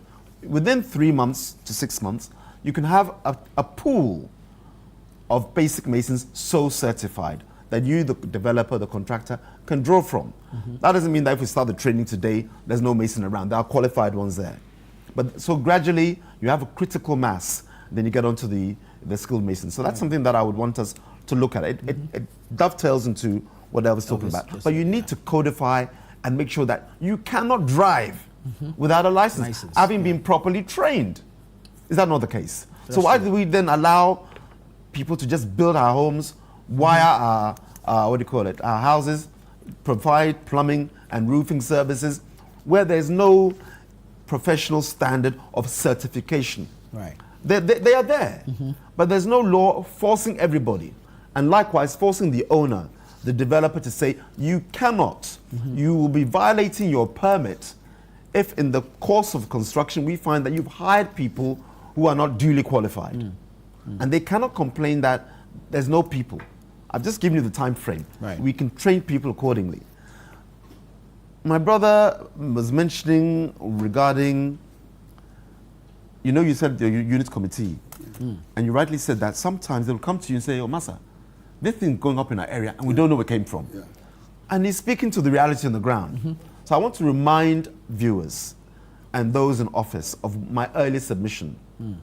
Let's not do the backward thing, produce permit. If we don't see a permit, your unit committee won't say, oh, Massa, this thing is going up, we don't know where it came from. They say, Massa, we've stopped that activity because we did not see the sign. Excellent. Right. That's what we need to do. Yeah. And again, if somebody wants to change the terms of their permit, like the people who came for the ground floor, of course you can build up if you get the relevant permit. So again, when any of your staff, then when you are DCE, sees construction activity going on without the permit, that they can then shortcode and check back to base. That, okay, he said he's doing ground floor. There's the permit. Now we're seeing an additional floor, but we don't see any sign or permit. Any activity without a permit should alert us, those in office or administration, to quickly stop activity. If indeed, I'm going to talk about deception. Let's say the person who got the ground floor permit waits the year, like you said. Then after a year, puts up the same permit up. Again, the short code is there. That document will give us information as to what the activity should be doing. Exactly. So these are the things that I wanted to add in my additional submission. That again, vocational training, make everybody certified. To the point that we have a professional pool from basic to skilled masons. And then likewise again, the having the permit there. No permit, no work. We are there now shutting you down because we can't see the pole with the descriptions. And then the Schmidt hammer that I mentioned. It's a simple device, a little bit bigger than this. Google it, those who have Googled already. But it's saving lives because it's making sure that standards are being kept. And where you find a fault, you do the reinforced concrete jacketing. Ibrahim Ajay is not saying demolish everything. There are remedies. Right. And again, I think all three of us are on one page. We need to, again, within law, capture the consequences from the owner to the developer, to the contractor, to the mason, the electrician, the plumber, and the municipality, the engineers. Everybody knows that where there's a check, because everybody has a role to check. The mason constructing the blocks, if I come and find that you are producing below par blocks, even before you've even sold them, there's a custodial sentence or a fine. Just for even manufacturing the substandard blocks that Elvis mentioned. Nobody's bought it. But once it's not fit for purpose, we have people in Mokola selling mutru, zomi. Okay. Palm oil. And they are doing what? Adding color to it. Do we not catch them even before they've sold it? Do we wait for the people to consume, then say, let's go catch the lady selling the zomi? We don't. So the same thing, the mason making substandard blocks. Your team, when you're DCE, will do the checks. You have the tools to check. And you shut him or her down and find them. Then you go to the electrician. Then you go to the plumber, the developer, the owner, and we in government. I'm talking government in the loose sense. Anybody whose responsibility, because you will normally have a checklist, isn't it? Of everything the building code actually spells everything and so whose responsibility it is to do Excellent, what. Nana. So I think it helps identify the chain. So where we find that in the checklist, you were found negligent or culpable, know that there's either a fine or custodial sentence. And as we've all three of us mentioned, you see that the line will now be straight and everybody will do what is expected of them. Don't go final thoughts. I think the Ministry of Health, yes, I was also formerly with the Ministry of Health, so we did something. We wear a lot of former caps. We did something with, there was maternal, infant mortality, especially during birth. We were losing a lot of births, especially because we were traditionally doing home deliveries, especially in the hinterlands. So what did Ghana Health Service do? Ghana Health Service, together with all the Ministry of Health, decided, okay, the woman receiving birth at Owo-Buohun in my district, because Owo-Buohun will be like 3 hours to the district center, to the nearest hospital. Clinic. Yes, okay, clinic. Okay, so the best thing is, okay, why don't we train that woman rather, instead of telling her to stop what she's doing? Because traditionally they were using knives and some other, they just sharpen it, put it in. Some of them were even hot water and then. So what did the Ghana Health Service do? Ghana Health Service decided to bring together all traditional birth attendants. They were the ones who were calling TBAs. So they brought all sub-districts, decided to bring together all traditional birth attendants, trained them, then gave them delivery kits. That if somebody comes to deliver, this is what you use to cut the cord. This, you wear gloves before you even receive the baby. Gave them those trainings. And what happened? Now, maternal mortality rate is down. It's very low. Then after that, we now came to the midwives. If they bring a case to you and there is a maternal mortality, the essay you write and the panels you face, you will explain and explain as to even all the injections you gave, the medication. So you realize that maternal mortality is now, because before you realize, the person just refers. If you see there is even during referrals, some of the midwives are supposed to even accompany the woman, because nobody wants that record. And so if we start doing some of those things, I believe it will help in other sectors as well, because it looks as if it's like Elvis rightly said, it's a brilliant idea. If my brothers and sisters, DCEs and MCEs and mayors can adopt it, build a pool of artisanal database. If we want carpenters, this is the certified carpenters who are in this district. Electricians, these are the certified ones. Welders, these are the certified ones.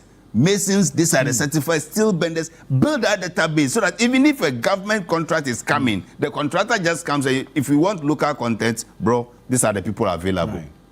I think if we do that, at least, and like he's proposing, I believe if you can do a very nice write-up on this for us, Mr. Elvis, I think, I promise you, I can take it straight to the local government minister for you. So that some of these things, no, it's a very fine proposal. Seriously, no, believe you me, we are doing a Jumerura, giving out a lot of this hair dryers, sewing machines, setting up people.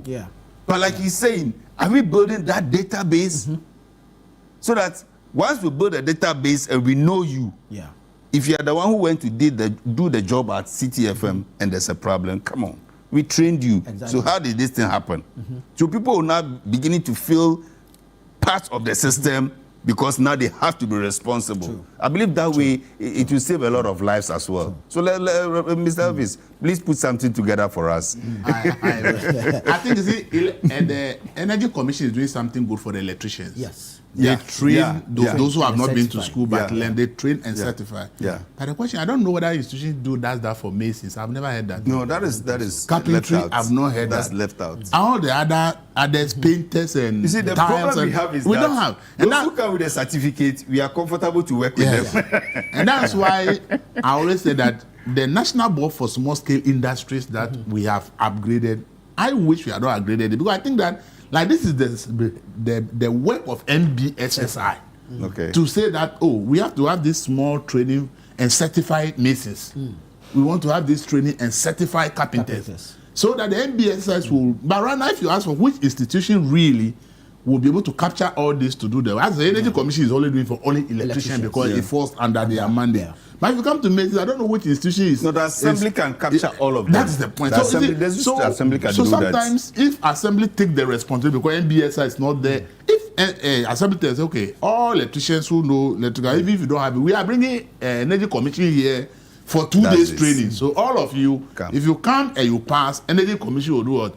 Will certify you. If you are certified, you get jobs. If you are not certified, Assembly will not give you a job. So now the incentive is that I want to get the certification so that when there's any job at the Assembly, they are looking for people. I'm part of those they will call. So I think that I always say that our assemblies can do a lot without necessarily relying on central government. It's just about creativity and innovation. Right. And they can solve a lot of the problems at the local level. All right. And as I said, even this one, I've said that it will even link them to getting all the not even that, the property rates. Yes. Because these are the very people who are putting up all the structures around. So if you want to collect property rate, having the database of artisans, they are the ones who are putting up every structure. So you get the information that we are working on some building here. You know that you have to go and collect property rate. So property rate collection will no longer become a problem for assembly. So you can link that to property rate collection.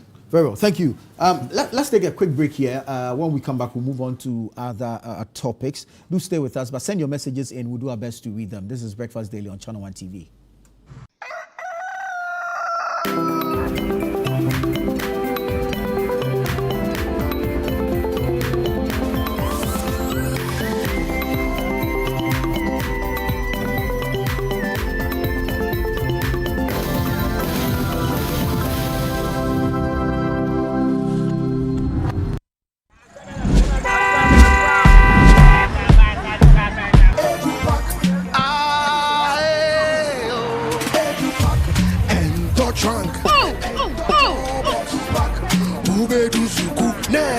This is the old way. Let me show you a new and a better way. EduPack. EduPack? Yes, EduPack. A GS-approved and supported initiative for all first-year students going to SHS by Prospectus Ghana Limited. Now you don't need to go to the market. All your trunks, mattresses, pillows, including plastic chalkboards, are all waiting for your child at the school. Note, all our wooden chalkboards are being changed to plastic ones to avoid bedbugs. You can also register by dialing *713*821# following the prompts, or you can visit www.edupackgh.com and tap register. You can also register at any ADB branch near you at a very affordable price. EduPack, approved and supported by GES. Hello, my name is Pamela from Customer Service. Please revalidate your account by texting your Ghana card number to 0500,247. Hey, Abili, wabadim. Madam, give me the numbers behind your ATM card. I'm calling from the head office. An email was delivered across to our customers this morning. Confirm if this is your bank account. 100,100,100. Thanks for sending your bank card details. Send the OTP now to avoid cancellation. EcoBank will never call, email, send an SMS asking for your PIN, OTP, bank card, or Ghana card details. Don't get played. EcoBank, the Pan-African Bank. Hello, please, I'm calling from Customer Experience Center.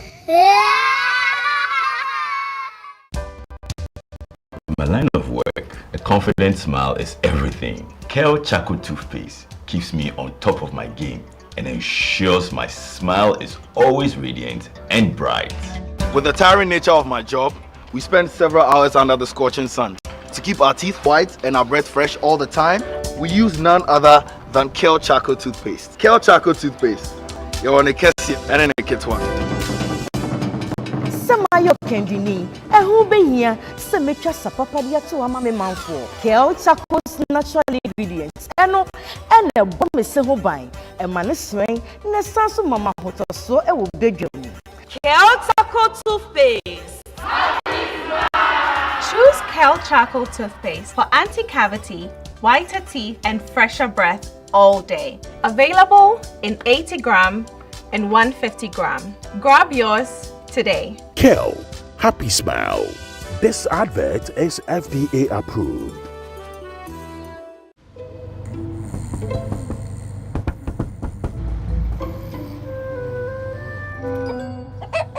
Numerous cases of people falling asleep have been reported across the African continent.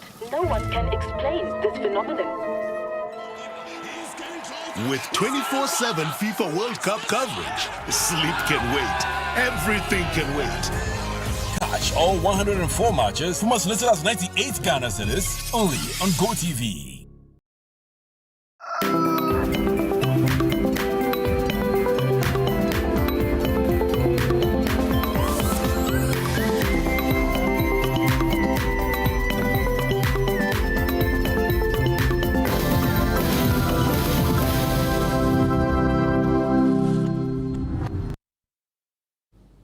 You're welcome back. Thank you so much for staying with us. Let me take a few of your messages and then we'll move on to other matters. This one says, I think it's time we took a critical look at our cement production and also check whether the standard is still adhered to or not.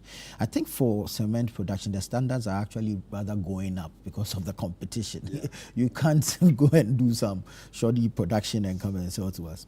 Augustine Sapon says, whose duty is it to see to the right material being used in building?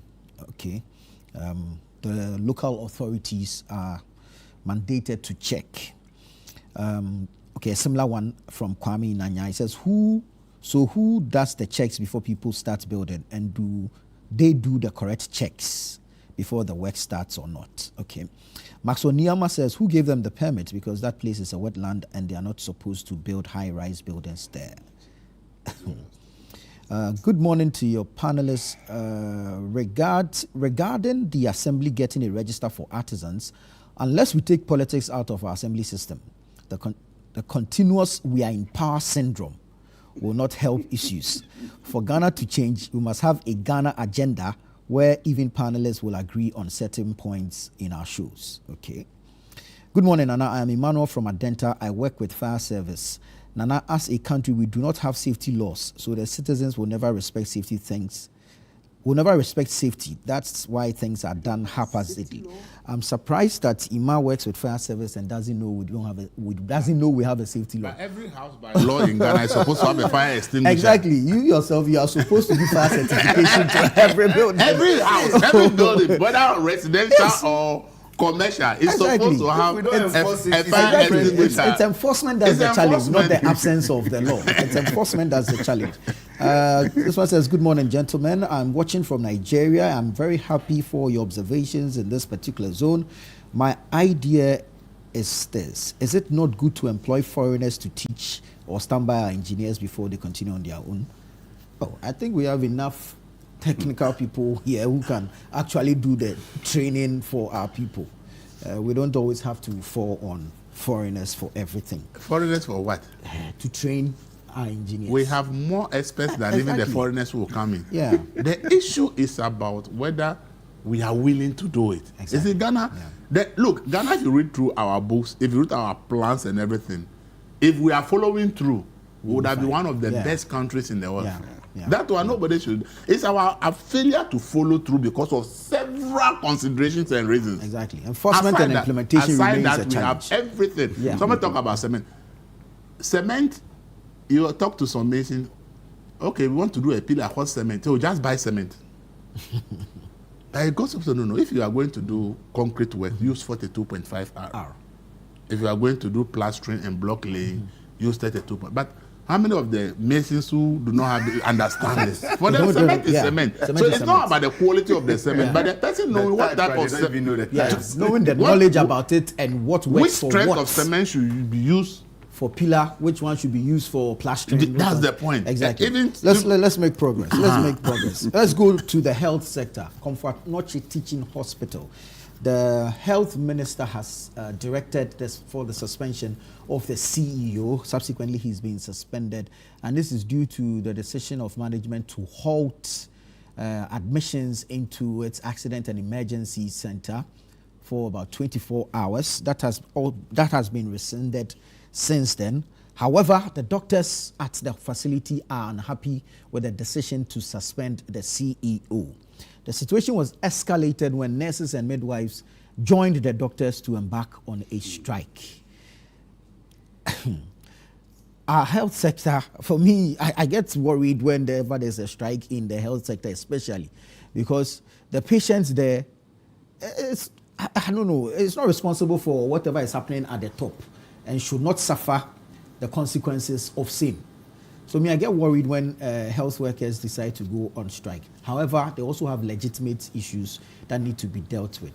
So what should be our approach in dealing with these matters so that they don't get to a point where health workers embark on a strike? Elvis. You see, I've said this thing before, and I always say it. If people disagree with me, but I mean, that's my position. If we make a constitution that says that if you are not a lawyer, you cannot be attorney general. Lawyer, it doesn't concern human life, saving human life. But we say that if you are not a lawyer, you can't be attorney general. I have always insisted that there are certain areas, such as health. I don't see why somebody who has no idea about health should be a health minister. This is about life-saving situation we are talking about. Our lives. And the person who is the minister, who gives directives, has no idea about the sector. I have said it, not because of the current minister. That has been my position. That I think that since health is about life, we must have a minister who has many years of experience in that sector. Right. So that when we are talking about issues of the sector, the person has a clearer understanding of what the situation is. I have said it, and I always insist that I will never understand why something that concerns a human life and that with the least mistake the person will die, and that the person who has authority to be issuing directives has no idea about the sector, yet is the minister. I have said it, and I will always say it. Look, if you listen to what the Confanochi people have said, that is the best thing they could do. Because if they've not taken that step, it could even create a worse situation for the hospital. And they use their professional judgment to decide that suspending emergency within 24 hours to be able to deal with ABCD is very important. And the minister asked it somewhere and just said somebody is interdicted. I'm happy that the health workers who knows what they were are standing up to the health minister. Since he came, anything that happens from hospital, somebody is suspended. Suspended. That's all you hear about. Clearly tells you that he doesn't even understand what the profession is about. And I am happy that professionals are standing. I've always said that until we get to a time where professionals begin to stand up to politicians and let politicians understand that we are the technocrats, we understand what we are talking about, that's the only way this country will move forward. We shouldn't let politicians be intimidating professionals who have done this job for decades, knows what to do at what time. There may be 13 times they may make mistakes, but and when it comes to professional judgment in terms of what has to be done at a certain point, they are mostly right. And if you look at the Confanochi, you talk to any health professional to ask yourself whether the decision they took there was right or not. And emergencies that take about 37 people is handling almost 70 people, and this place is overwhelmed, and they think that something has to be done at the temporary situation within 24 hours. Something has to be done to be able to relieve the situation while they return to normalcy. And then the minister says somebody says. So for me, I'm happy that people who are professionals can be bold and tell authorities that, yes, you may be the political head, but we are the professional, we know what to be done. And we have done what we think has to be done. And we will not let you bully us around. That, I think, has to happen. I told you here, when this Kolebu issue came, I told that there are systemic problems that the policy maker, the health minister, and the people in charge are supposed to fix. They are not fixing. But they are always quick to scapegoat people to cover up their non-performance. That is what we are seeing in this country, especially in places like health, that the moment there's something small, the first thing is to scapegoat people to cover up their failure to do the right thing for the sector to work. You can't put me in a system without providing what is needed, and then you come for the system to run, then you come and tell me that I'm a failure. I will not allow that. If the place can take 37 people, you don't see that the whole Ashanti region, apart from Kolebu, Confanochi is the next referral hospital. I look at the regions around, from Ashanti to BA and all, they are all coming to Confanochi. Even up north, the cities, they come to Confanochi. And such a hospital, the emergency can only take 37 people. And nobody, you as a policy maker, they want to provide it's not thinking that maybe Komfo maybe 100 or 150 or 200 emergency unit. You are not thinking about that. You let them in that situation, and more people are coming, more than what they can take. And then when they realize that professionally, if they don't do something about the situation, something bad will happen, and they take a decision. You sit in Accra and you're issuing directives of suspension. I told you, Kolebu has a 50-bed emergency unit. A hospital that has 2,400 bed capacity has only 50. And then when something happens, so I have said that I will not support a situation where clearly the people who are supposed to provide resources, who are supposed to fix problems, are not fixing it. And then they put professionals in a tight corner. And within the tight corner, they are trying to do their best. And the least thing they want to scapegoat the professionals. I think I will not accept that. Provide what the person needs, and then when the person is not able to deliver, then when you fault the person and agree with you. But when you the one to provide, you are not providing. You are not solving their problems. And then when there's something small, you are suspending something. I would never support it. I think that it's about time. People disagree. But I say, and I don't think that Akanda is a doctor and read what Komfo said there, they would say that he suspend the CEO. Very well. Understand the health sector. I don't think he will take that decision. Right. Ibrahim, I mean, the CEO is an appointee of His Excellency, the President. Likewise, the Minister. And the Minister supervises, oversees the sector. Could the CEO have communicated the decision with the Minister before announcing same? Should he? Is that your question? Yes. I don't think so. We cannot have micromanagement at this level. You have A1 Hospital, and then there's also another hospital not far, within, I'm talking the Kumasi Enclave. Komfo has 1,200 bed capacity. Some figures will give you 1,400 if they add additional beds. I think A1, 40 beds, County Hospital, again, less than 100 beds. But there are other avenues. What the CEO did was the correct thing. Imagine, and I want to use this analogy. You're on a boat, Lele Canoe, and the thing is overcrowded. What will happen? What will happen? You are going to sink. You're going to sink. Yeah. So there's a point where you say, no more passengers. When the trotro mate says, Ayema, you have to obey the instruction. It's to save the institution. And how you somehow see this, I'm talking Honorable Akando, as Minta Akando, as a management failure, it's beyond me. And I want to be as unemotional as possible. Why do I say unemotional? The strike is ongoing. People are still dying. That's where my problem is. Look at that. And it's important. It's been mentioned that the professionals have to stand. If you don't stand up now, when will you stand up? What the minister did is beyond any kind of logical understanding. He didn't close the emergencies or refuse additional admission on a whim. He didn't say, no. It was a professional decision, and you can see how the decision has been supported by the whole professional staffing of Komfo Anoche Teaching Hospital. I mean, the minister should do the honorable thing. One, apologize. I'll leave it with President John Mahama as to what to reprimand him with later. But right now, we're all understanding that his hands are tied for some reason. I'm not talking about in this particular sense. I don't want to dive out of this issue. But in other areas, it's like NDC government is doing their own thing. I know we're talking about agric and what have you in financing. This is not on the table. But you're seeing instances where President Mahama is somehow standing aloof. That is not only my perception. Go across social media. It's not part of our topic, but you know, the funding crisis that's hitting the agric sector, ministers, cabinet ministers are bashing each other. And you're not seeing any leadership from President John Dramani Mahama. Let me come back to what we're talking about here. But I wanted to mention because back on this, yesterday the ministry issued a statement describing the situation at the Komfo Anoche Teaching Hospital as unfortunate.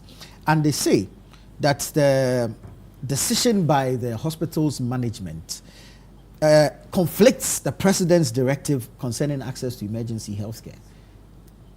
No. How does it conflict? It does not. You're talking about recently from the no bed issue. The no bed issue. Yes, but the directive was that no one should be denied access, turned away, or treatment. No one should be turned away. Let's understand. They should conjure. I'm coming. They should conjure from heaven. There are. But they had the sword is there. But you see, by heart. You know, we have to understand there are differences. If you want to look at it black and white, you can say that is the case. That is the case. But there's a nuanced difference. And what do you do? Because the new directive that was given after the death of the young gentleman, Emisa, was that even if you have to operate on emergency, treat them on the hospital floor, make provisions to do that. So you can save an emergency life. These instances where there is overcrowding, somebody's giving you foreknowledge that we are to capacity. So don't come here, go to other areas, other facilities. That is being proactive. That is not blindly listening to a directive which talks about emergency situations and ambulances arrive. Charlie, whatever you do, don't turn this person away, save them. That's not what's being discussed here. So in this scenario, and I'm glad you brought it up, Nana, let's say 2,000 people, for whatever reason, go to Comfort Teaching Hospital. Would we reasonably expect them to go by the president's directive? I mean, 2,000. We have to. Is too much. Just make it 300. I'm just I want to be as I want to be. The place is for 37 I want to people. be as extreme as possible to test the integrity of that directive. If you say 300, say, yeah, we can manage 300. I already said to you, the place is only for 37. I understand. I understand, but I need to be extreme. 300 will be 10 times the capacity. To really test the robust, because you have, that's on the emergency side. When reading and preparing for this, Comfort Teaching Hospital has a capacity of 1,200. Goes to 1,400 or 1,500, depending on additional beds laid. That's why I'm going to the 2,000. So I'm not giving you any room for maneuver. What would they then say to President John Dramani Mahama's directive? The directive is good. Let's not try and confuse or conflate the two. It's a good directive. I'm in an ambulance, about to die. Treats me. Don't send me so I die on the road. So that directive is good. This one, the CEO is seeing the challenges. So you've been given warning even beforehand. If I know I can't go to CAF, do I have any business as a responsible ambulance person driving there? You wouldn't. You would not. You'd go to the other hospitals, county hospital I mentioned, A1 hospital that I mentioned. It's there. I'm just giving examples. The next town next to Kumasi is what? Obuasi. 60 kilometers away. It's far, but I'm just giving you examples that there are options. And what the CEO did is the responsible thing. And to be fired on this one, suspended. Yeah, I mean, suspended, it's all, what's the word I'm looking for? Smoke and mirrors. When you are suspended for something like this, it stains your record. Right now, what you attempted to save, because you're thinking this management failure, is costing Ghanaians lives. And as much as we debate on these issues, that's the reality on the ground. True. And we can do I'm going to jab you here, hit you here, talking politically. Meanwhile, we're missing the people who are suffering because of something, a bad ministerial decision. Right. So in apologizing, sometimes a president can give you a directive and you take it to the letter. You have to be responsible. Right. I mean, he is, just to go on from what was said earlier about his qualifications, Master of Law, and he's also got a degree in mathematics and statistics.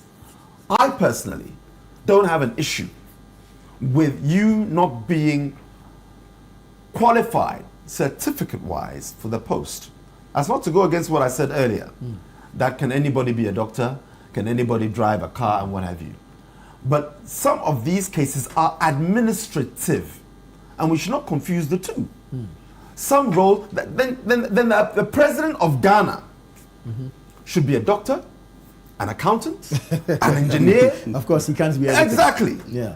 No, Elvis, you have your bit. No, Elvis, allow. Appointees.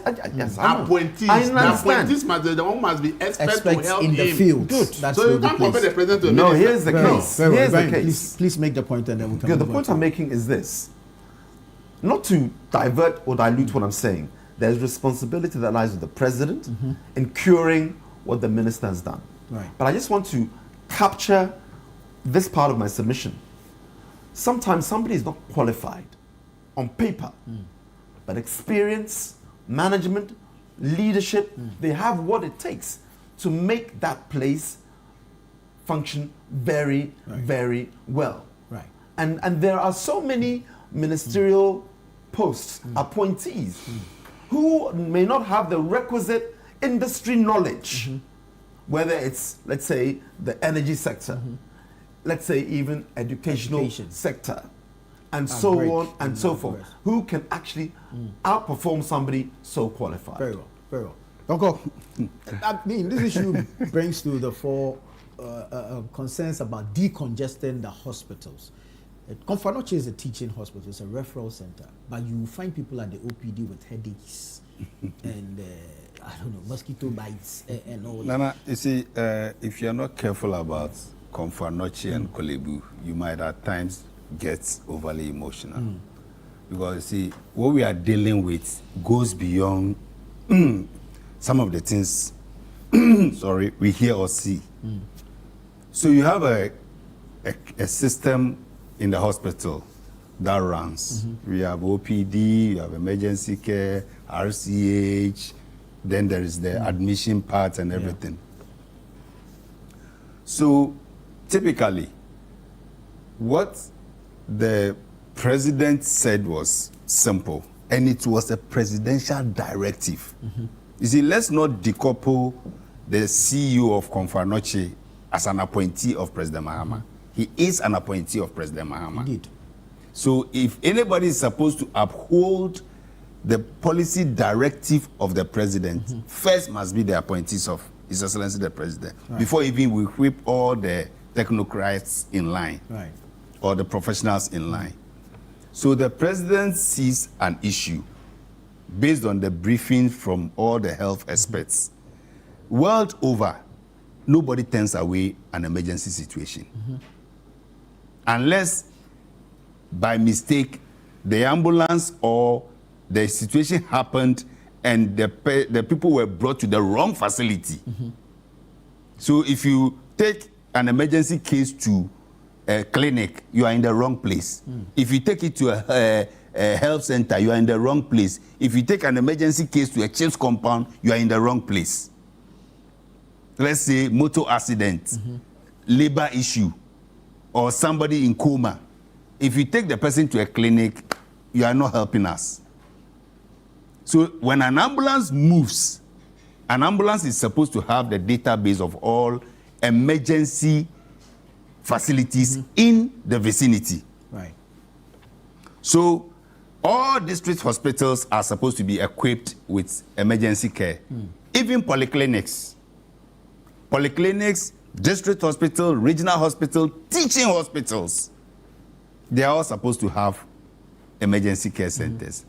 Now, to help my brother Elvis also understand some of the reason why emergency units are not supposed to be overwhelmed with a lot of beds, like 100, 200 beds. No. Emergency is a transition area. Where you can be, we are not supposed to spend 24 hours on you there. No. Emergency center, when you come, first and foremost, we are supposed to stabilize you. So if the person is hemorrhaging, let's say bleeding, as you people say it, if the person is bleeding, the first point of action is to stop that bleeding. True. After stopping the bleeding, you refer the person now to the dressing area for proper management. If the person has to be admitted, then the person goes to the ward for recovery. You're not supposed to recover at the emergency unit. No.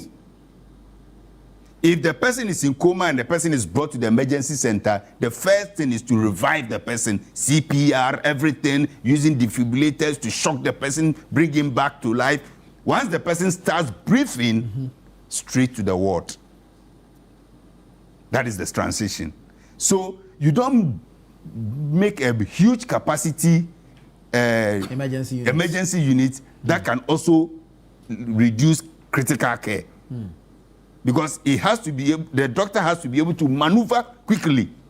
So let's say you have 100 capacity emergency bed unit, and the doctors there are not enough.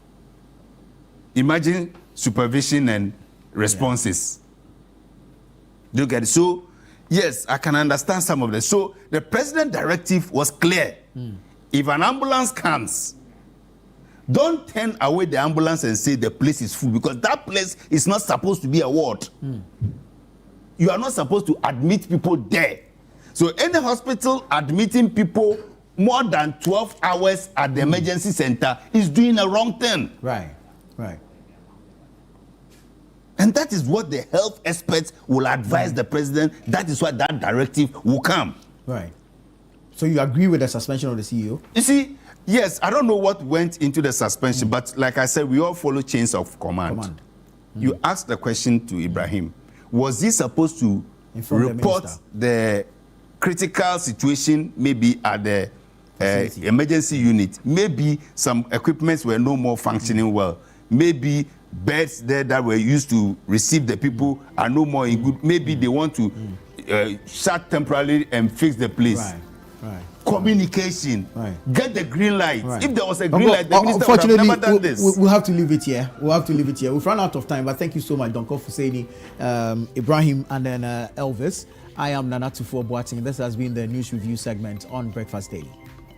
This should have come first.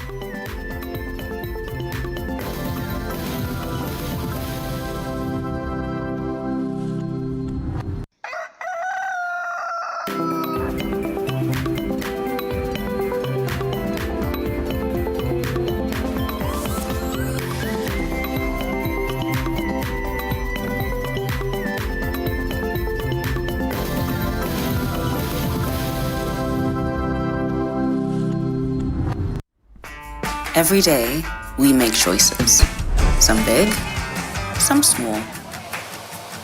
What would you be doing today? I want this or... Every day, we make choices. And sometimes, choices that shape our hearts. Hi. Whether it's a long-term or short-term decision. The Lydia Ranger gives you the power to truly decide.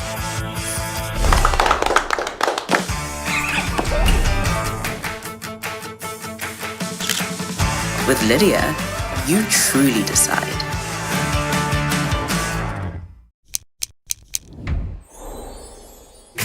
Verna is clean, fresh and safe. I'm holding my Verna bottle. No plastic seal, no worries. Open and hear the sound like that sound means it's fresh, no trick, no plastic seal, but it's still pure. Cool and clean, you can be sure. Verna leads the brighter way. What takes my doubt away? If it clicks, it's Verna. If it clicks, it's clean. Sip it, feel the difference. Verna water, pure and green. Click, open, sip. Click, open, sip. Chalet Verna, no stress, just sip.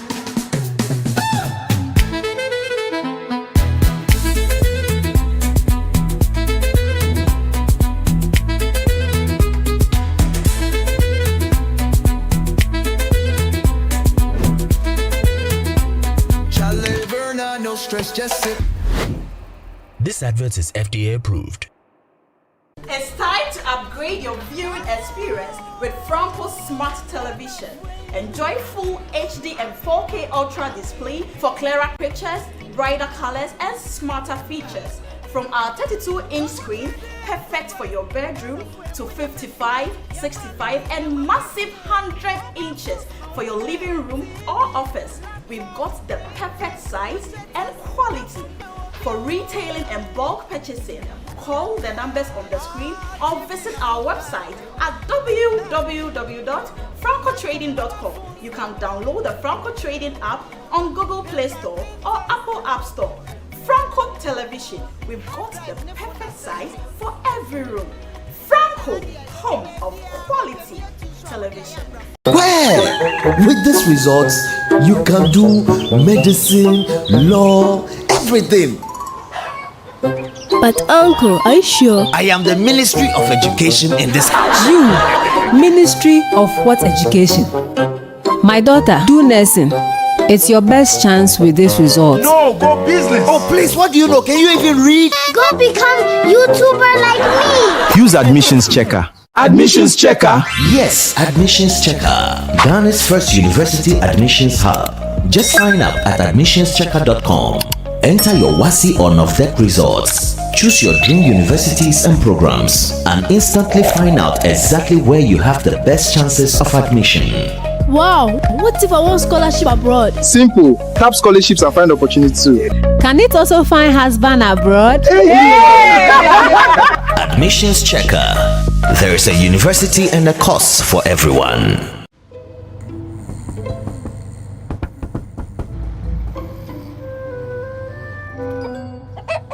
Numerous cases of people falling asleep have been reported across the African continent. No one can explain this phenomenon. With 24/7 FIFA World Cup coverage, sleep can wait. Everything can wait. Catch all 104 matches from as little as 58 Ghana cedis only on DSTV. June is for business here at City FM and Channel One TV.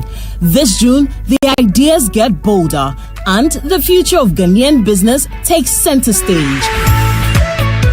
Welcome to the City Business Festival 2026. For the entire month of June, 97.3 City FM and Channel One TV bring together the thinkers, builders, innovators, and dreamers shaping the future of enterprise in Ghana. From powerful business fora that spark meaningful conversations to insightful on-air discussions with industry leaders and change makers, to stories of resilience, innovation, and ambition from Ghanaian entrepreneurs. This is more than a festival. It is a movement of ideas, strategy, and impact. Whether you're starting small, scaling big, or simply dreaming of your next breakthrough, the City Business Festival is your platform to learn, connect, and grow.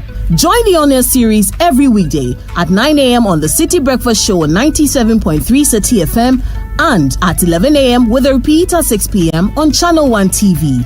This June, let's challenge businesses. Let's refine ideas. Let's create impact. Call 0205-973-973 for further details. City Business Festival 2026, driving ideas into impact. The City Business Festival 2026 is powered by 97.3 City FM and Channel One TV in partnership with Absa Bank, and it's proudly sponsored by Absa Bank, MTN, Zondatech Ghana Limited, and Petra Trust.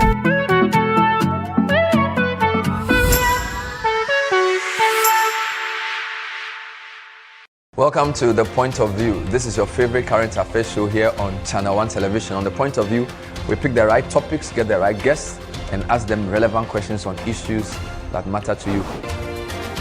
With the complexities of the issues happening around us on a daily basis, it's the hard-hitting conversations and the probing questions of The Point of View. So what is the Public Account Committee's job? So what we do is to scrutinize, clarify, and find out why certain infractions have been made. What do these IMF programs try to do? The current program is for budget support. Okay. There are no projects attached. That teases apart the twisted entanglements of politics and governance, as well as religious and social discourse. The Point of View brings you the policymakers and duty bearers and drills down to the very bottom of issue. What authority do you have? The Point of View airs every Monday and Wednesday at 9 p.m. only on Channel One TV.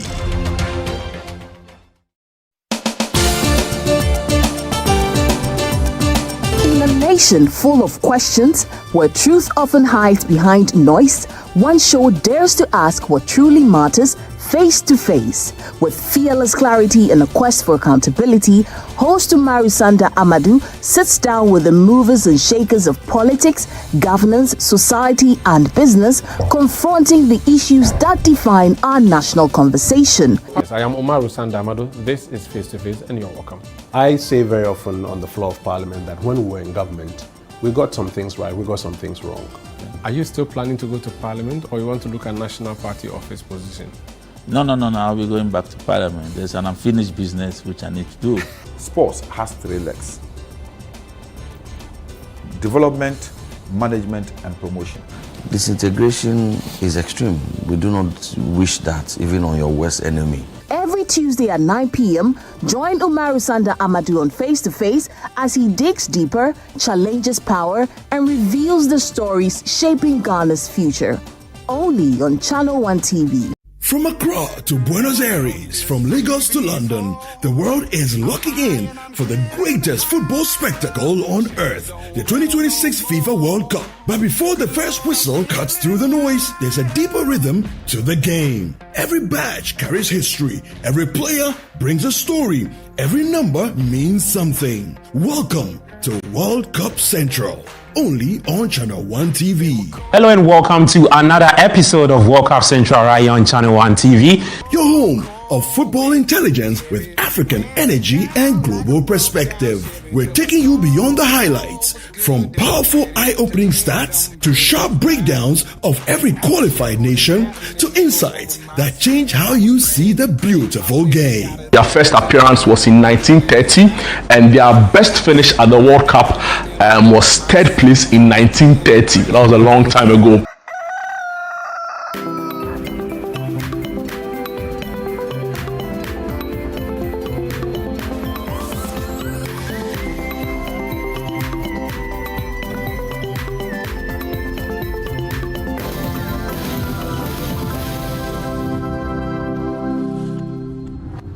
Good morning, Ghana. Good morning, Africa. And good morning to the rest of the world. Welcome to that show where your voice matters. Welcome to that platform where we tell your stories and empower the change that you truly deserve. My name is Dede Davis. My name is Philip Nilate, and we are continuing from where Nana Tuffour Boateng and the panelist left off. Over the weekend, it was a sad one. I was watching on the Channel One TV, and it was sad. The Aveno situation, and that was the structure that collapsed. Yeah. Before that, there was another one too at Adenta that actually went there. There's been one too at Accra New Town, and when you called Engineer Mahama yesterday, he says that most of the buildings are actually standing by the grace of God, which he has said before.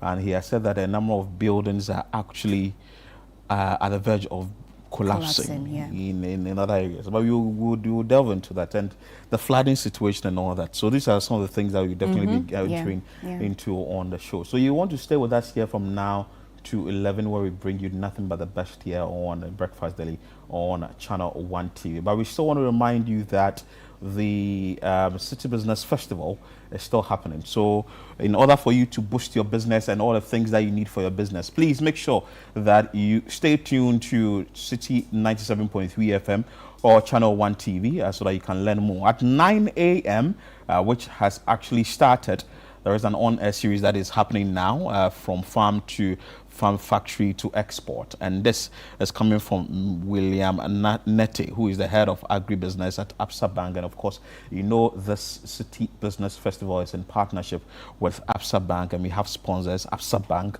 MTN, Zonda Tech, Petra Trust, and also it's powered by City 97.3 FM and Channel One TV. This is the moment you would want to learn more to move your business from 1 to 10, from 1 to 50, from 1 to 100, so that you wouldn't stay at the same place. Because with information, you'd be able to scale up your business. The more reason why we bring you this on-air series in the month of June. So stay with us here and get to learn more. Here at Channel One TV, we are on a mission to tell your stories and empower the change that you deserve. And so a couple of months back, we embarked on a journey. We shortlisted several entries that we received, and today we have our top 10 Channel One community legend, and we'll be unveiling them one after the other from the 10th of June 2026, Wednesday at 7:30 p.m. And so do stay tuned to Channel One TV. Join us as we witness the powerful stories, the powerful journeys that these 10 contestants are embarking on. Of course, and the host for this community legend, Umar Sandamadu and Akusi Autry, actually sat down with the 10 legends and had a conversation with them, what they've been doing in their communities. They've been changing a lot of lives.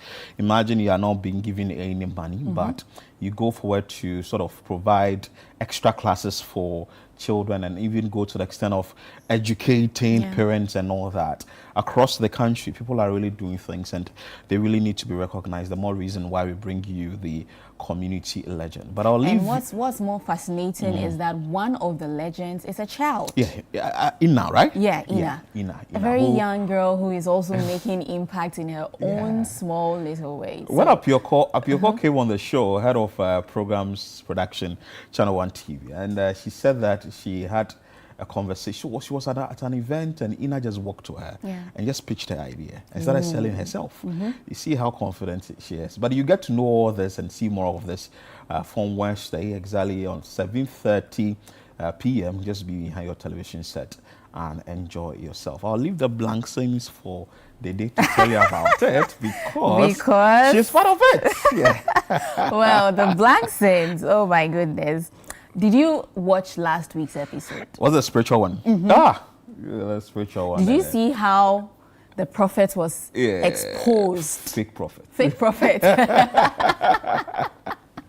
So last week there was a prophet who managed to convince Mrs. Blankson that Kobe needed deliverance. There was a lot of bad spirit in the family, and so it needed to be uprooted. And the Mr. Blankson, who happens to be the head of the house, it didn't sit well with him at all. And so he and then the children, Kobe and Opebia, brought an idea together to expose the prophet. And so Mensa was also in the picture.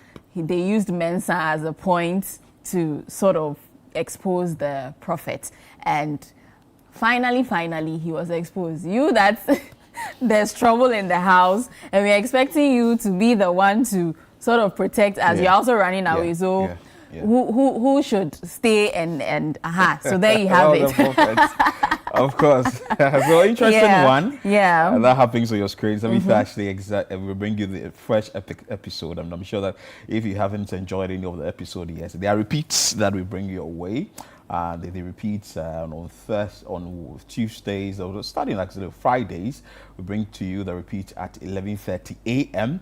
Saturdays 7 p.m. Sundays 4:30 p.m. Tuesdays 3 p.m. and also Wednesdays at 5:30 p.m. Of course, there's a sponsor, or there are sponsors for this. So NASCO, Lizzie Shito, Out Mosquito Spray, Ever Park, and Lily Rice. You would want to pair Lizzie Shito and Lily Rice. You will love it. And see how best.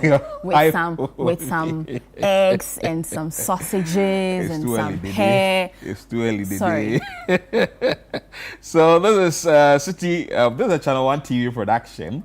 And our own Victoria Dogbe, she produced, or she actually was the director for this production. It's home cooked for you to enjoy. On Thursday, 11th June 2026 is when the World Cup is starting. And I'm sure that you would want to catch all the filler, all the information, what the countries are doing. So like some countries appeared in grand style. I don't know if you've seen that of Norway. Was it Norway? Yeah, I think so.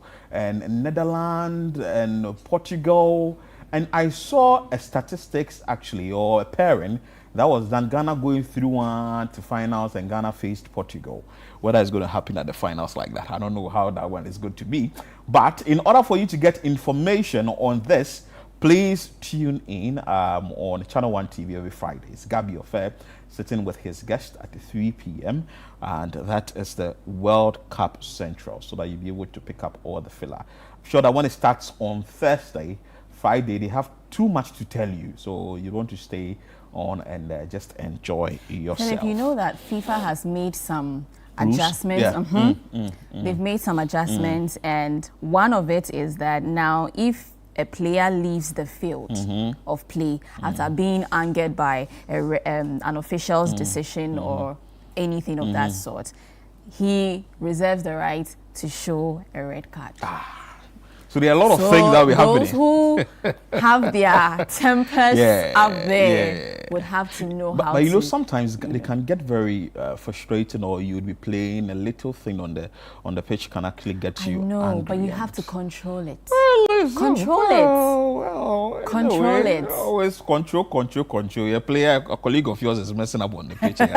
Control. So in order for you to get more filler on this, please tune into Channel One TV on Friday at 3 p.m. and Gabi is sitting with his guests to actually bring you all the exciting news, information, and also entertainment as well.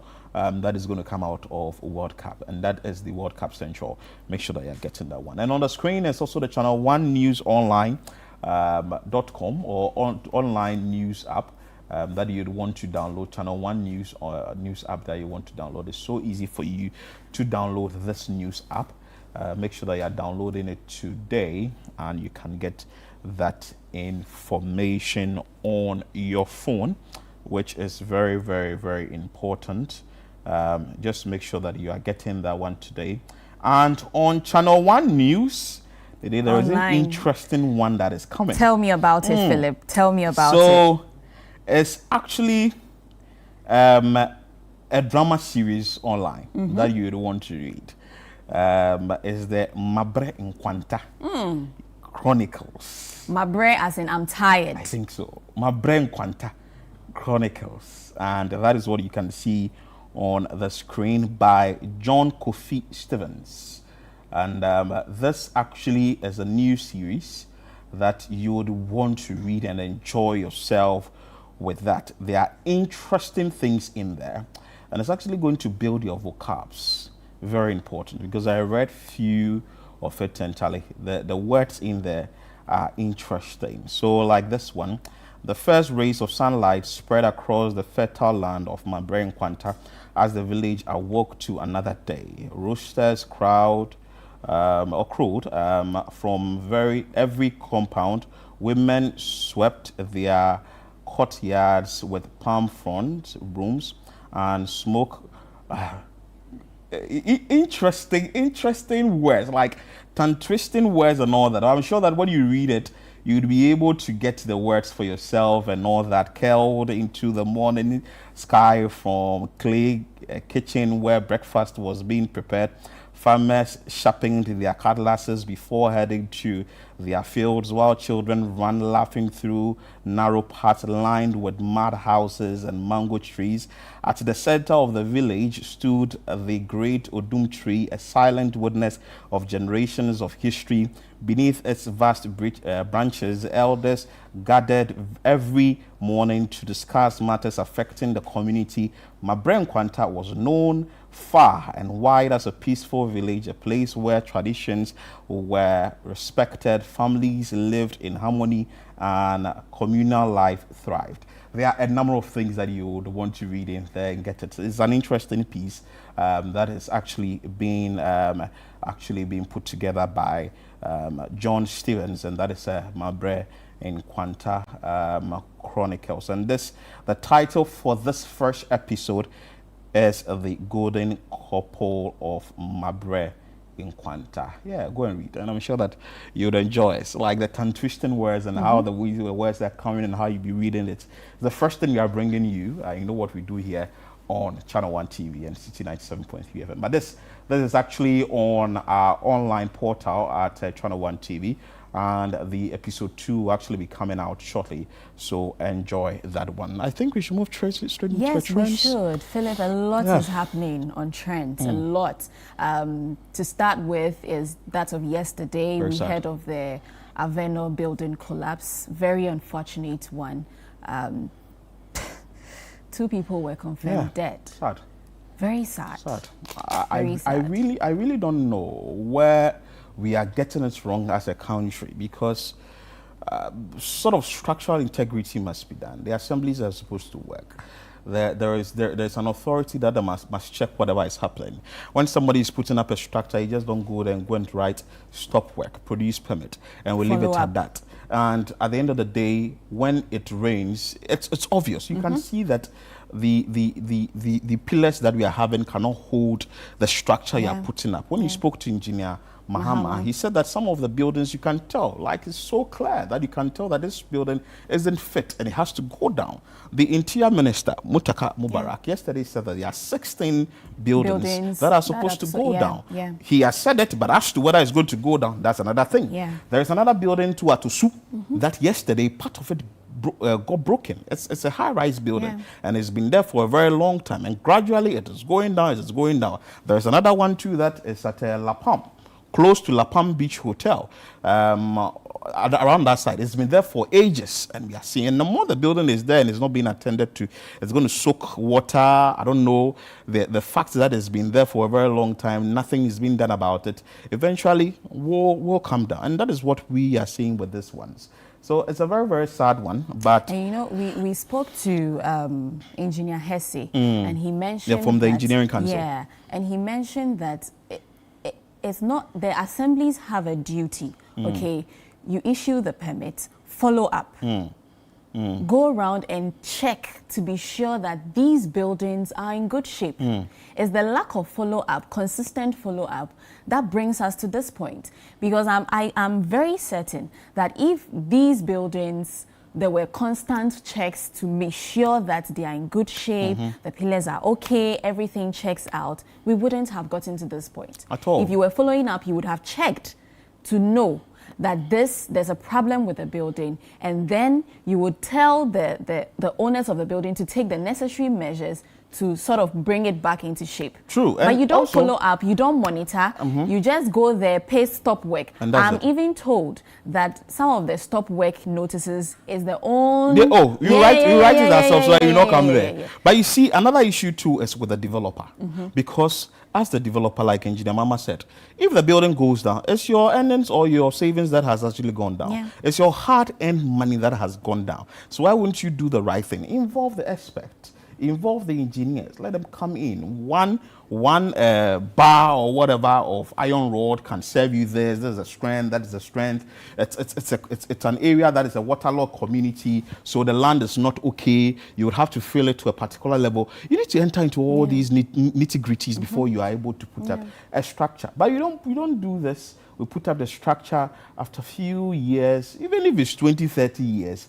The building just comes down, and it's killed people. Yes. You understand? It's killed people, by the way. 2 lives, and it's unacceptable. And you know, Engineer Mahama also mentioned that sometimes we are also to be blamed. Yeah.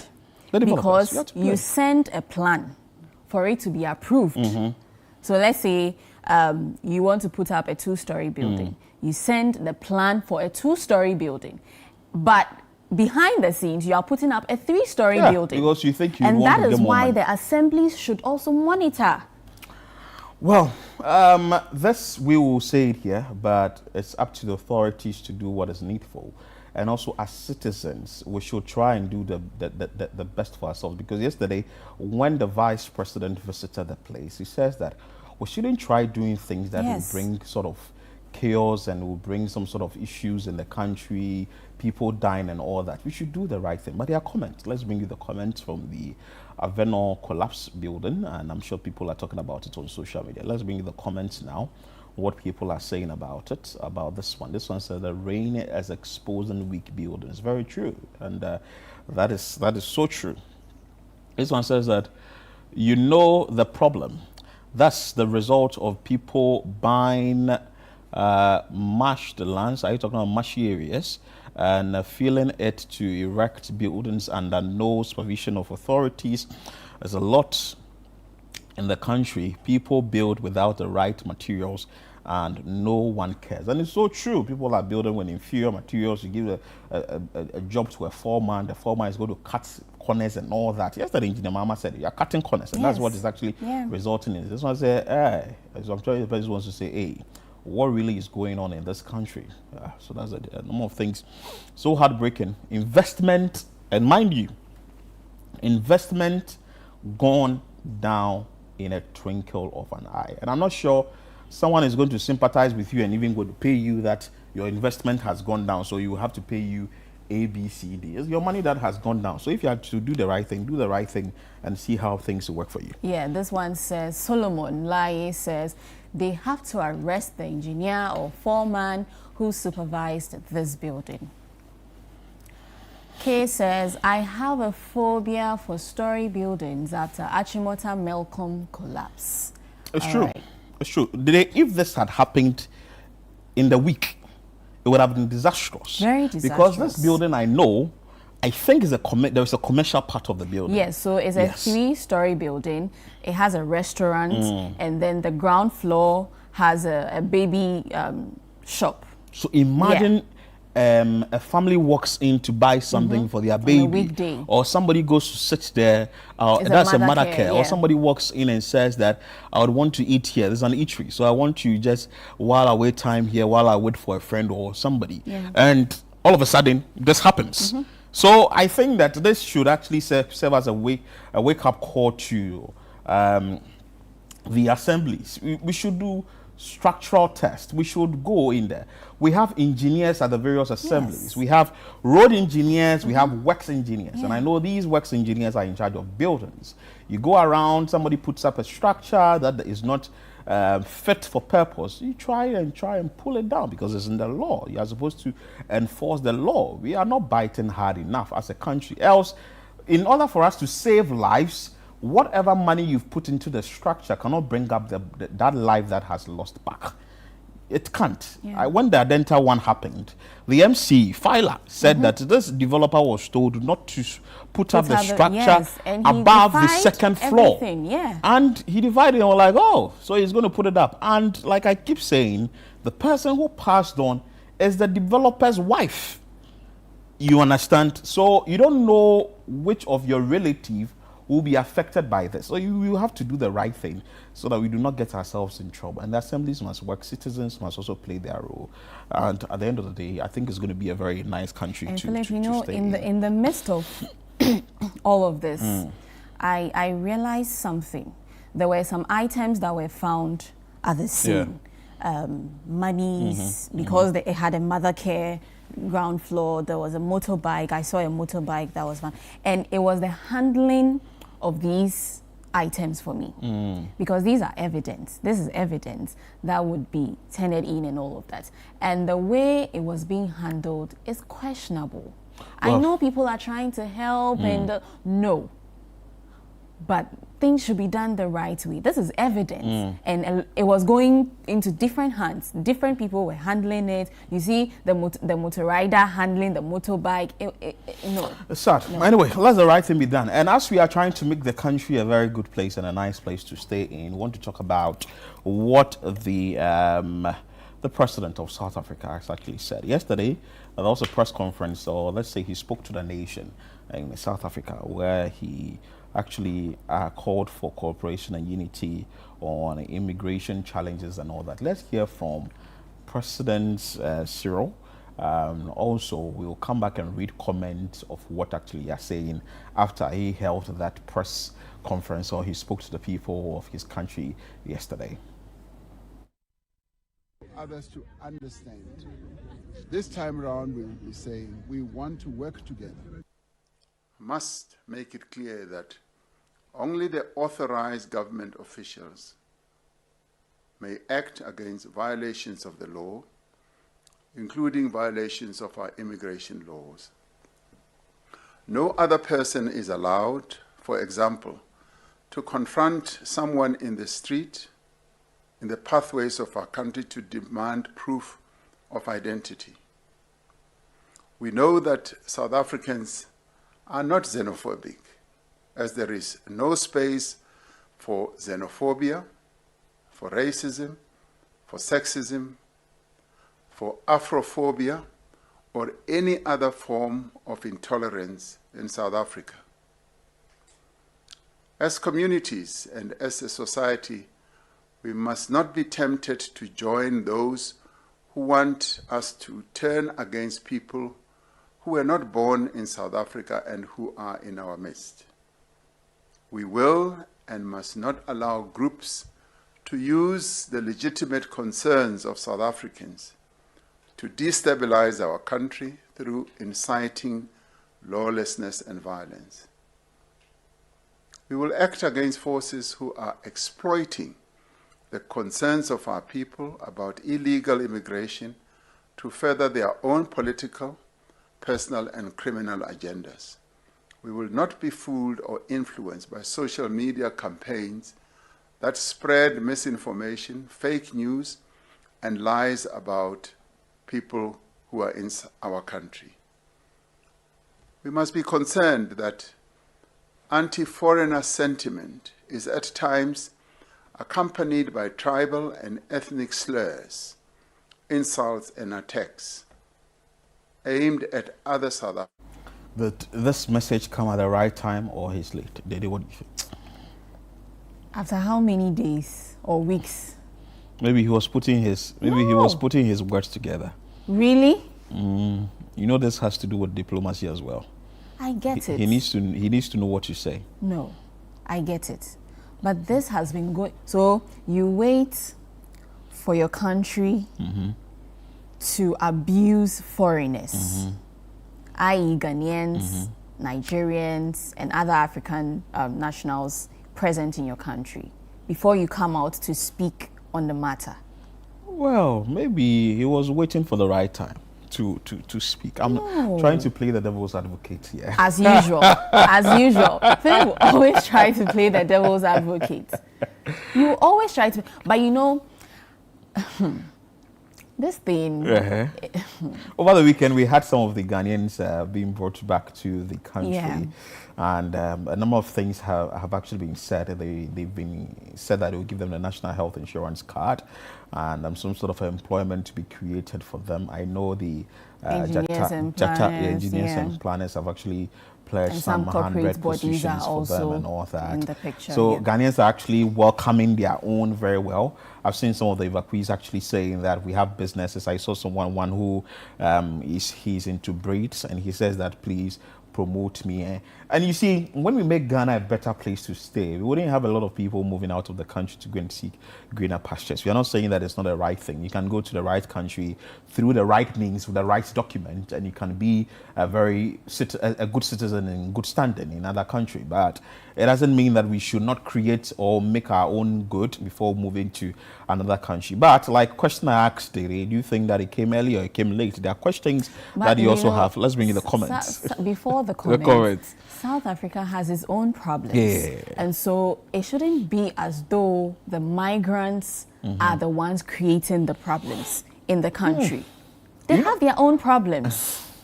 Trust me, they have their own problems. So the Ghanaians and other foreign nationals who are there shouldn't be blamed for these problems. Fix your problems. Fix it. Deal with it. Deal with it and stop blaming other nationals for your issues. Fix the problem, South Africa. And Ghana to fix your problem so that the citizens wouldn't be running away to other countries. And I don't think this is the appropriate way to deal. You say, of course, there are illegal migrants in there, but this is not the way to deal with the illegal. issue? Yes. There are several ways to deal with it. You don't have to be violent. You don't have to go on the street and beat the your own African brothers and sisters. So are we brothers and sisters? Are we really brothers at this point? Let's bring you some of the comments. What people are saying about this. This one said Europeans, Asians, Arabs can take their land and make billions, so no problem. But a fellow African opening a salon or a grocery shop or a store, that's suddenly a step too far. Unity should not be seasonal. If Africa is a family today, then Africans should have been treated like family yesterday too. South Africa has placed itself in a tough position. You didn't talk to your own people to stop abusing foreigners, but you want to talk to our own president to do what? So what do you want us to do for you again, seniors. Your people are attacking my people. I complain and you say what?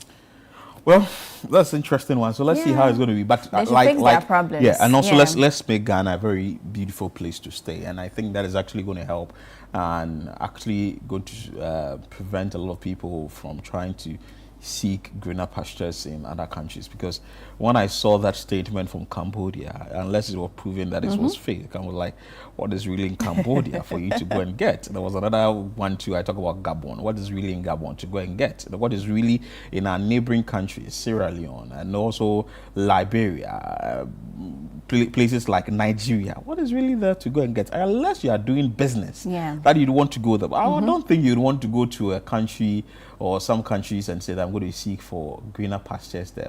There is something you want to do, but I'm sure if your home is better, you wouldn't want to run away to a neighbor's house. So let's try and make our homes better so that at least we wouldn't run to other places. Let's bring you this one as well. Over the weekend, it was brought controversy and all that. That has to do with the Ghana Ministers of State Excellence Award. And controversy has erupted following the 6th Ghana Ministers of State Excellence Award held on June 7, 2026 at the Labadi Beach Hotel in Accra. The award ceremony honored several public officials, including the Greater Accra Regional Minister, Linda Aquile Oklu, who was named Best Performing Regional Minister for 2026. The Minister of Finance, Dr. Nana Tuffour Boateng, received the overall Best Performing Minister Award, while the Minister of Lands and Natural Resources, Emmanuel Amakofi-Boa, was adjudged Best Minister Performing or Best Male Performing Minister. Deputy Minister of Transport and Member of Parliament for Jomoro, Dorcas Afotofe, was also named Best Deputy Minister. However, the credibility of the award scheme has come under scrutiny following allegations that the nominees were required to make financial contributions in order to participate in the event. We've heard that from Siga Boss, who has actually come to question it because he said that he was selected for Best CEO and he was actually asked to sponsor with 50,000 Ghana cedis or purchase table for 8 at the cost of 25,000 Ghana cedis. And he actually asked his staff to actually call and get more details on that. So Professor Michael Professor White has said his about that. We also had the MP for Ketu North, Edem Agbana, who questioned whether public officials should accept award for the event that seeks sponsorship or financial contributions from institutions under their supervision.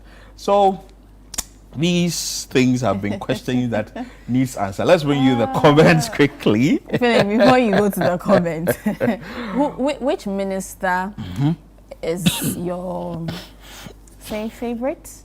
Oh, I think from what I'm seeing in government now, I can actually go in for the... Don't tell me the Rose Minister. Oh, of course, the Rose Minister will be my first.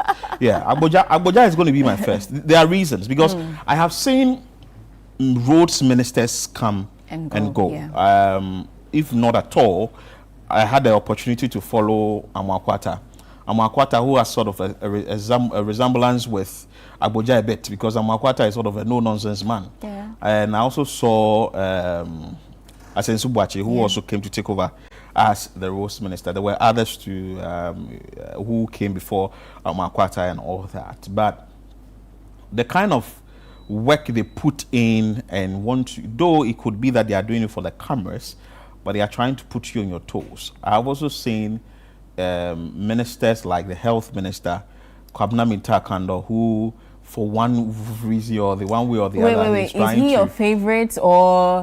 So I've selected my favorite already. Okay, but I'm also saying that others that are also sort of doing well. When it comes to the economy, people have said that Nana Tuffour Boateng is doing well. They are all doing well in their own circles because it's a sector you are supposed to actually monitor.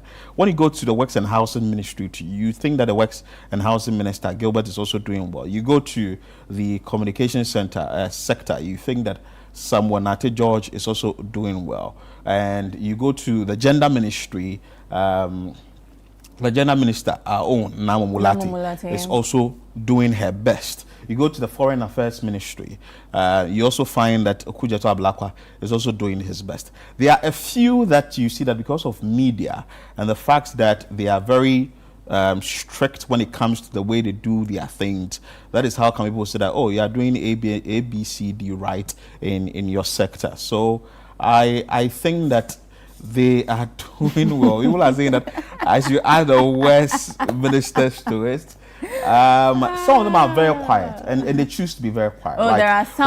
Rashid Pelpu, like this, Labour Minister, he's very reserved. calm. Education Minister Haruna, he's doing the work, but he's calm. He's in his own small corner. You'd find the Interior Minister Mutaka also doing his bit, but he's also calm. Well, Amwako Hene. The reason why people would say that Amwako Hene, he's doing well. When he came back, he came with he has a goodwill. But I'm saying that the management, all this one comes within the PR space and how people are managing them. And there is also a bigger picture, how you manage your communication on social media, because it's not everything that you're supposed to put out there. Like me, it's not everything I put out there. There are some things that you can put out there, others you need not to put out there, because they actually create some sort of enemies for you. That is why I always say that you need a professional communication person to actually follow you. I'm going to do this. Should I do it? Should I not do it? Because what actually is bringing pressure to Amwako Hene right now, I don't want to go into it, but it's because of the few things that he's been posting. Like when he went abroad, the wife gave birth and all that, he put it on social media. And he also came to say the recent one with Cozy and all that. Amwako Hene shouldn't have done that. But he actually came to power on the back of social media. Right. Yes. He used TikTok actually to come to power, because he was able to garner the numbers there, the youth, to actually vote for him.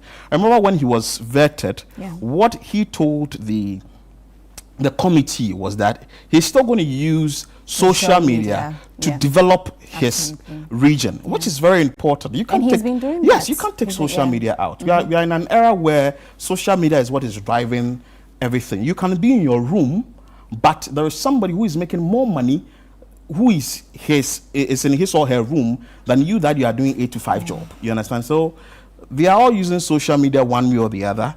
But I want to say that the one I'm going to pick as the best is the Roads Minister, because he is actually championing causes or all that. But other things, maybe one day we will delve deeper into. But there are other things that are supposed to be done to assess it. But the question someone. He doesn't have my he's not on my good side. Why? No. Who? He's not on my good side. Who? The health minister. Oh, that's what I'm saying. That Kwabena Minta Kando, if you had followed Kwabena Minta Kando from the time he was the ranking on the health committee, you know that he's been like that ever since. He's a type that has to get the thing done in such a way that he would want to speak against it, or who would want to make an action to see that he is in charge. Because I remember very well, Kwabena Minta Kando, when he was the ranking on the health committee, every little thing, when you call Kwabena on it, he's actually going to give his view on it. You understand? Maybe he didn't get it right this time round by asking for the suspension of the CAF. He didn't actually, because it's unnecessary. Yes, because he may also be getting pressure from somewhere. Mind you, we are trying to phase out. Pressure from where? We are trying to. It's government. You don't know. We are trying to phase out the no bed syndrome issues. I get it. You understand? So, in order for you, it's a systemic failure. The failure of the entire health system, in the sense that we do not have a lot facilities, or we do not have space for people to actually stay. But they also argue that shouldn't give you the reason why you should turn away people. But he didn't. But it's still going to put pressure on the facility. That is not what happened. Philip, that is not what happened. But anyway, so that is Kwabena Minta Kando.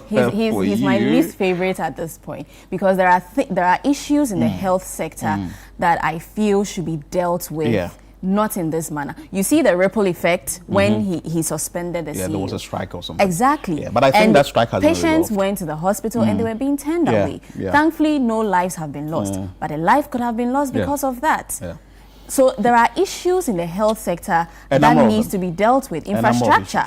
I'm hoping that the Afari Military Hospital will be operational, and the Sewa Hospital would also be operationalized, so that it would take the pressure off the Konfanoshi Teaching Hospital. Because CAT is really suffering. They were talking about a lot of pressure there. But so anyway, those are the things that should be dealt with, not suspending CEOs. Let's bring you the comments on whether the award scheme was right or not. This is coming. Kwabena MPP says, Lindo Klu, best regional minister while Accra is drowning in flood water. Ama Kofi Boa, best male minister for lands, while Galamsey is destroying lands and farms. Water sources are contaminated. Treatment plants are closing. Nadari says, who came with the idea? Who organized this? We better be serious. Charles says, what did she do to win it? Back again says, and who's the organizer? Awards for excellence. That's Les K. Interesting. Interesting one, and interesting times ahead. But anyway, as we are talking about, we want to say congratulations to all who won the awards, and maybe the question that people are actually asking, you'll be able to answer these questions. Maybe let's hear from our viewers. Do you think that Lindo Klu, Ama Kofi Boa deserves the recognition? So let's know in the comment section. You can do that. Send the message to 020-4447-033 and we'll get to read it right here on the show. Let's bring you the video of the day.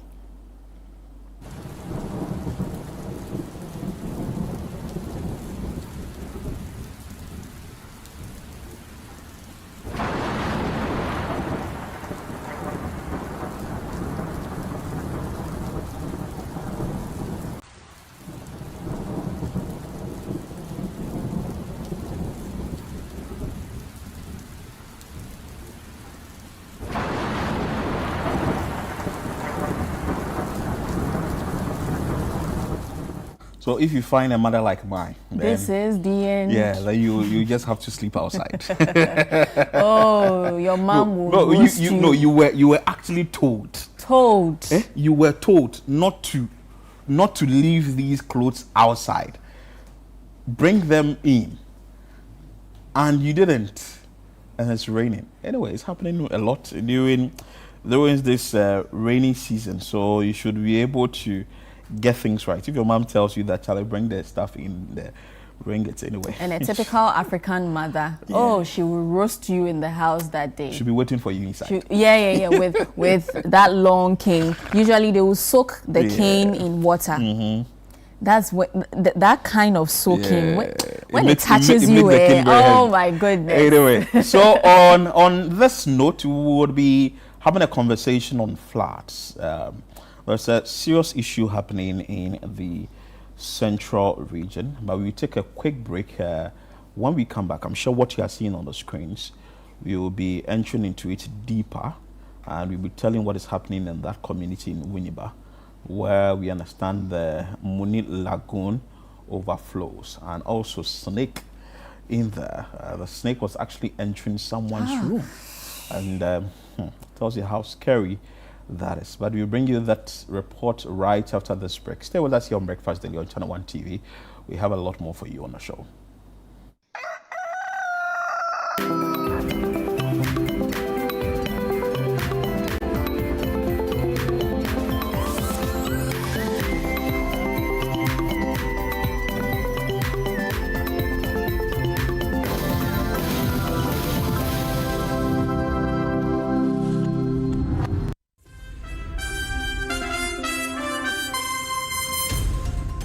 Hello and welcome to the Channel One Newsroom from our studios at number 5, Ola Hansen Lane at Tesano in Accra. I am Nana Tuffour Boateng. I'm Frema Edunyame. I am Umaru Sanda Amadu. I am Enesafo. I am Charles Osukumi. I am Makosia Otrick. They've given you land to build an airport, and the airport is named after them, and then you are going to change it and put your name. We hear a Jumara National Apprenticeship Program in Kokon Kete. Well, they are paper.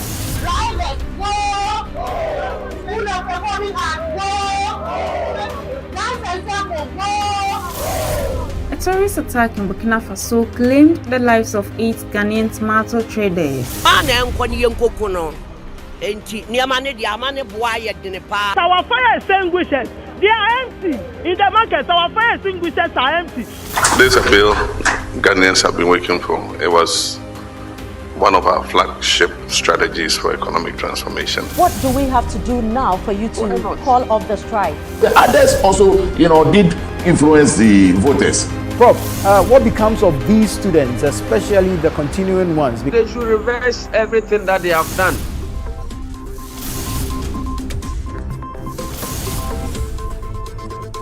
Channel One Newsroom airs Monday to Sunday at 8 p.m. only on Channel One TV. Welcome to The Point of View. This is your favorite current affairs show here on Channel One Television. On The Point of View, we pick the right topics, get the right guests, and ask them relevant questions on issues that matter to you. With the complexities of the issues happening around us on a daily basis, it's the hard-hitting conversations and the probing questions of The Point of View. So what is the Public Account Committee's job? So what we do is to scrutinize, clarify, and find out why certain infractions have been made. What do these IMF programs try to do? The current program is for budget support. Okay. There are no projects attached. That teases apart the twisted entanglements of politics and governance, as well as religious and social discourse. The Point of View brings you the policymakers and duty bearers and drills down to the very bottom of issue. What authority do you have? The Point of View airs every Monday and Wednesday at 9 p.m. only on Channel One TV.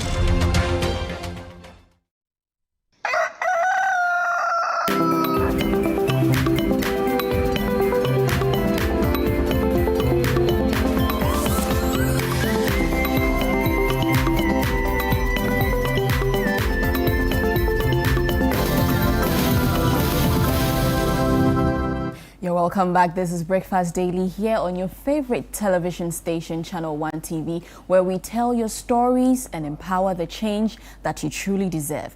And in telling your stories, we're going all the way to the central region, precisely Winneba, in the Efutu municipality, where residents have been affected by floods, leaving hundreds of residents distressed. The flooding, which occurred for the fifth time in the last 5 years, has been attributed to the heavy flow of the estuary of the Muni Lagoon. Let's check out this report filed by Akwesi Ado, our Central Regional Correspondent, and when we return, we'll speak to him and other relevant authorities.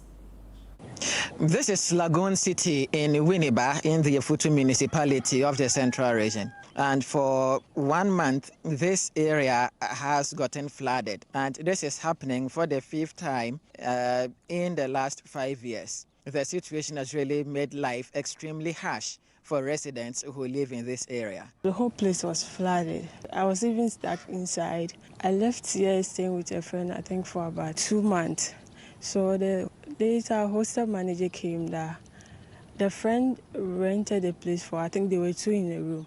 So I'm not supposed to stay there. I had nowhere to go. So we had to move back into the water again because we had nowhere to stay. We have been suffer for a lot. If not my dad here, this thing cry. By this time, you will not be seen here. By this time, we have gone far away. It's really a precarious situation for children because, according to residents, the floodwaters contain reptiles such as snake and other dangerous creatures who can harm them. We have no options. So we have to wade through this water because if you don't pass through this, what are you going to do? There are reptiles and other animals inside.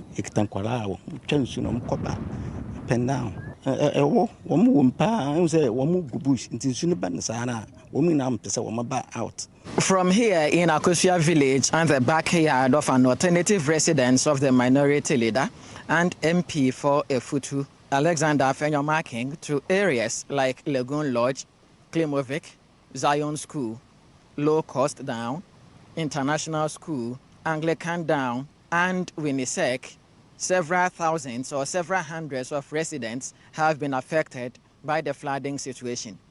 Residents attribute this development to the failure on the part of authorities to dredge the estuary of the Muni Lagoon and the ocean. For the past 5 years, this is what has been happening, because previously, every year, there's a ritual that they do to punch the lagoon into the sea. But for these 5 years, says that the god says they should not punch it, that it's pregnant. But all that I know is this lagoon god is a man, Kweku Moyi. So I don't know whether he has now turned into a female or what. For the past 5 years, we've been experiencing floods because now they've channeled all the run waters into the lagoon. But then as they are channeling, they forgot they had to also punch the lagoon so that the lagoon will empty into the sea. They are telling us the god of the lagoon is pregnant. But unfortunately, he is also a man, Kweku Moyi. So it baffles me a little. How can a male be pregnant? Even though authorities have been very persistent in chasing authorities, there have not been any concrete measure to address this situation. Personally, I've contacted the Efutu NADMO coordinator. She's made her WhatsApp settings in a way that messages disappear every 24 hours. So you don't even have records to show. Same applies to the MC. I texted him, he said I should send videos. I'll send videos. He asked me to send pictures. I'll send pictures. Now I went far as getting the contact of the Central Regional NADMO coordinator, Mr. Dawood. And then I also sent him a message. I even sent pictures of snakes entering people's homes. The forth and back was so many, eventually nothing was done about it. The situation has worsened following Wednesday night torrential rains, leaving several residents without any option but to pack out. Other parts of the Efutu municipality have also submerged. Otrek Hilson is the assembly member for the affected areas, and he has this to say about the development. I've taken a lot of steps, written letters to the ministry, and gone out with my engineer, that's municipal assembly engineer. We went to bring an expert to come and have a look at the place, what we can do, so that when the water reaches its volume and it overflows, the moment it overflows its banks, then it passes through the extra so that it won't come or it will never flood again. And that is the sad reality of residents in Winneba, precisely the Efutu municipality. We'll be speaking to Akwesi, our Central Regional Correspondent, who filed this report, and get to understand what the state of affairs truly is. Hi, Akwesi. Hi, Dede. Good morning. Good morning. How are you doing? We're doing great, by grace. Trust you are too. I'm doing well, Akwesi. Paint a picture for us. You visited the grounds. You witnessed this whole situation in relation to Winneba, Efutu precisely. Paint a picture for us what the situation actually is. Okay, so it's really a very difficult situation for the people who live around Akosia village, Lagoon City, Klimovic area, Uwinisek down, Low Cost down, and then several other places. So there's quite a number of people, several hundreds of residents have been affected by this flooding situation. And this is not the first time the area is getting flooded. It's been like this. It happens annually since the last 5 years. But except that this year, the tides are really high. And then the flooding is so intense for the people, and it's become very difficult or impossible for people to continually live in the area. So quite a number of people have packed out of their homes. Others have abandoned their homes, and then they are not going back to their homes. What makes it even more precarious is the fact that children and women are involved. They are living in the community. Those who do not have any other alternative apart from where they reside currently have had to be living in the floodwaters for quite a while now. When I spoke to some of the residents, they made me aware that the area started getting flooded about a month ago. But in the last few days, it's become so serious, so severe, to the point that they can no longer cope with the situation. People are walking through the floodwaters, which has snakes and other, reptiles crawling through it. there are quite a number of residents who have killed snakes in their rooms, and so it's a very difficult situation. This has had to do with the Moni Lagoon, which has overflowed its banks and then gone into people's homes. And it's happening because there's been some engineering works in the Yefutu municipality, Winneba. So some drains have been expanded, and then all these drains have been channeled into the lagoon. But the lagoon estuary has not been dredged for the last 5 years, and so this is accounting for the situation we're experiencing in Winneba. Now, roughly how many residents have been displaced? Can you tell us? It's going to be quite difficult to put a figure to that. But if you really know Winneba, you would know that spanning from Akosua village through to Winnisek, Klemovic area, low cost, and the others means that this is a very large area. And so quite a number of people have been affected. And you do not have the figures because the NADMO is there to conduct any sort of assessment with regards to this particular disaster in Winneba. Wow, interesting. So, Akwesi, from what the residents are telling you, this has lasted over 5 years, and all efforts to get the authorities to come to their rescue has proven futile. What is their next line of action if that is, with the things they have done, they've not been able to get any solution to the problem? So, the people are helpless because there is nothing they can do about this situation. But I am also gathering fresh information that the lagoon has found this way, and then a portion of the estuary has been breached, and so now the lagoon water is able to seep into the sea, and so it's bringing some sort of minimal comfort. But this is not something that would last. Definitely, when the people in Winneba receive more rains, it means that they are still going to get flooded. So they are calling on authorities to take action. Now, I did a background check, and what I was told is that authorities are not able to dredge the estuary because, according to traditional authorities of Winneba, the lagoon, Bakumuni, is pregnant, and so if they go to conduct any sort of dredging activity at the estuary, it's going to cause the lagoon god to suffer miscarriage, and that would spell doom for the people. But then also, I'm told the traditional authorities were asking for,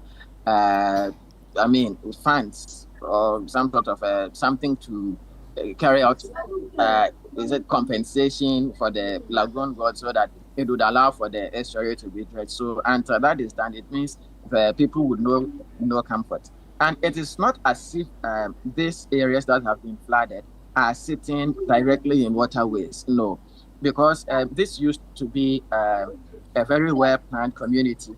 But the main route that even linked that area directly to the N1 highway has now been submerged. And so vehicles can no longer access the area. So for the people in the Lagoon City and the affected areas, they believe that once dredging activities is regular at the estuary, they are not going to experience this kind of flooding situation. Wow. Akwesi, thank you so much for your time, and I want to engage the opinion leader for the Lagoon City now, Bright Ayikutu, who is actually joining us. Right, I want to understand from you, share with us the details of this Kweku Muni story, the backstory to this lagoon. Yes, actually, good morning to you and your viewers. What happened is that in the Lagoon City, as you've seen, this is the far end of it. But what happens yearly when we came to stay here, we stayed here for about from 1985.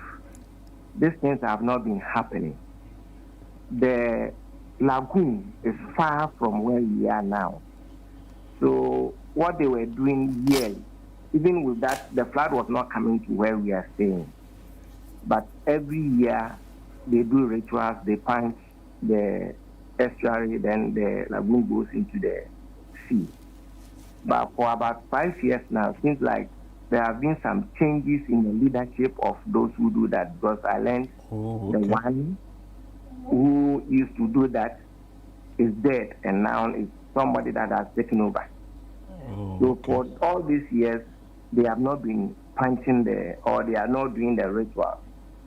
When they said this, then the lagoon, because it's not going, then what the assembly also did, as from last year even we talked and they never did anything about it. Then the lagoon came. It took away a lot of people from their homes, went to stay in town. That is where we started making the complaints, writing letters to the assembly and all other places. But yes, so nothing was done about it. All that they tell us that this time the goat is pregnant, so we need not to force it to give birth. We didn't have any good thing about what they are saying, but we had to work towards going to the assembly for this thing. We were asked. Even I met the engineer myself. He said he has plans, project proposal that used to be done so that they can easily make a bridge at the lagoon and then the sea, so that every year it can flow. So for now, what our assembly did that made the lagoon even come more and then force the lagoon to plunge into the sea is that the assembly did some dredgings at the major areas, which drew all the waters from the town that rains into the lagoon. That forced to come back to our end here because it's not going into the sea. So for about 3 days now, it's rained heavily, and it took almost all the houses, because places that the lagoon does not even go there, this time it went there. And the lagoon plunged itself into the estuary. That is what happened. Wow. So now, as we speak now, what do you want done as residents of Lagoon City in Winneba? And from what you are telling us now, it's a lot of like tradition that something has to be done in terms of rituals. Has some sort of agreement been made for that to be done? Have you spoken to the member of parliament for the area, which we know is a very respected man, Apenyo Markin? And what exactly do you want done about the situation? Yeah, with the MP, we've not been to his place, but the family that sees this area, we went there, they said they'll get back to us, and then we call again, they never even pick our calls again. We went to the assembly. I think that is the only solution for us to have maybe a bridge or a permanent lesson that the lagoon will easily go into the sea. All these things, as we are seeing, the floods in this area will never even come if the estuary goes into the sea every year. What happened last year, it was very pathetic because they were not helping us and the rains didn't come much like this time. So it stayed for about 3-4 months where people have to leave and go and lodge at different places for that 3-4 months until the sun set in, drying the waters little by little, then they came back. But this time, last Friday, the rains were very heavy and it forced this thing. So all that we need, and we are pleading to the authorities, that at least they should have a bridge at the estuary so that easily flow of the lagoon to the sea will not affect us again. Oh, okay. So now is the estuary that you actually want to be done properly so that the lagoon can flow into the sea. And since you said you haven't spoken to the MP yet, he could actually also help in this situation since he's an influential person. I'm sure you've also spoken to the assembly extensively, but it looks like little has been done about it. What exactly deterring you or stopping you from engaging an MP? No, the other time we were about to go to the MP's place and we learned that he hasn't come from Accra. And you couldn't go. But with the assembly, I've been going there most of the time. Okay. And the area leaders, we also went to see the MC about it. Wow. How many residents are displaced? For now, this area, I would say that for now, as at Friday, there were a lot of people, like about 50 to 100 were displaced, but now the water is gone. Okay. So they are coming back. Wow, interesting. Yes.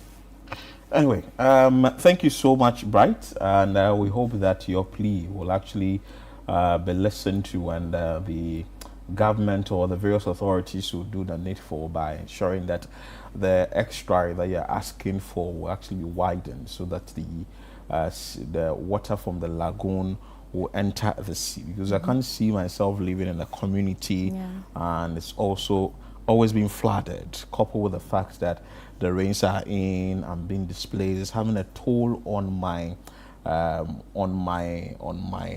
house, because once the house stays in flood for a very long time, you see it actually deteriorating, like what we saw on the screens. Children also going to school, they have to walk through water, but the fact that you'll be seeing snake in there, that's serious, and you'll be walking on stones or blocks, cement blocks. It's not safe. If you have to take an item that is heavy into your room, you can't actually bring the vehicle close to your house. It has to park somewhere, then you'd walk to your house. So maybe the authorities must work around it. He has said it, there's a traditional part and there's a part that the assembly has to play. So if the assembly would have to play its part and play it well, and the traditional part is left to the traditional authorities to do their side, it should be done, so that people of Lagoon City will heave a sigh of relief and not always get scared when it's raining, because it looks like it's going to be a twin disaster. You're thinking of the floods, and you're thinking of the lagoon also entering your room. Anyway, and this is the 5th time it's happening in the last year, so something should be done about it to prevent. And the rains are going to come. The rains, they are not going. Keep coming, and so it means that as long as it keeps coming, we're going to experience flooding in these areas. And you should be checking the weather. Yesterday, I checked the weather. I tried. I wanted to see something. And it was stated that by around 1:30, the rain will stop. Truly, at 1:30, it stopped. Maybe at your end, though. Maybe where I was there. Where you were. Because I was here, it was still raining. Maybe then you'd have to check the weather wherever you are. But I think this issue must actually be resolved, so that you see what the people can also do. But we have an interview, Ghana Boundary Commission, that will be coming on right after this break. So we take a quick break here. When we come back, a lot more for you on the show. Ghana Boundary Commission, an interview there. We have an interview with Ghana Enterprises Agency, then sports as well will come your way. Stay with us here on Breakfast Daily. We're back with more.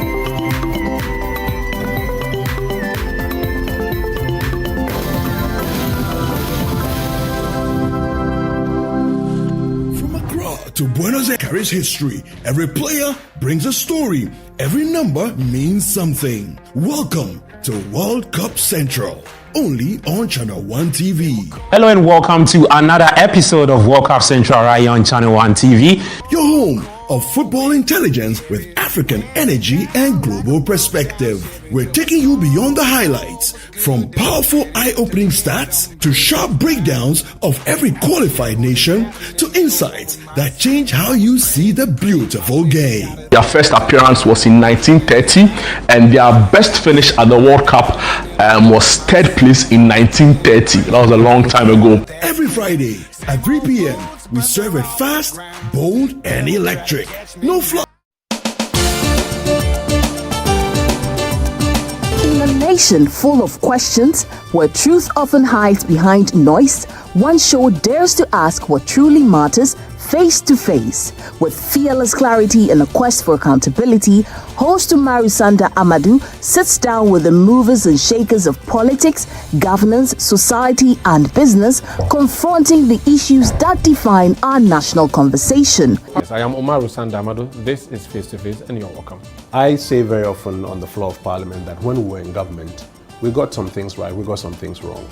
Are you still planning to go to Parliament, or you want to look at National Party office position?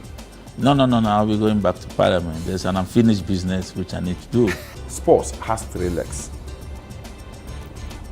development, management, and promotion.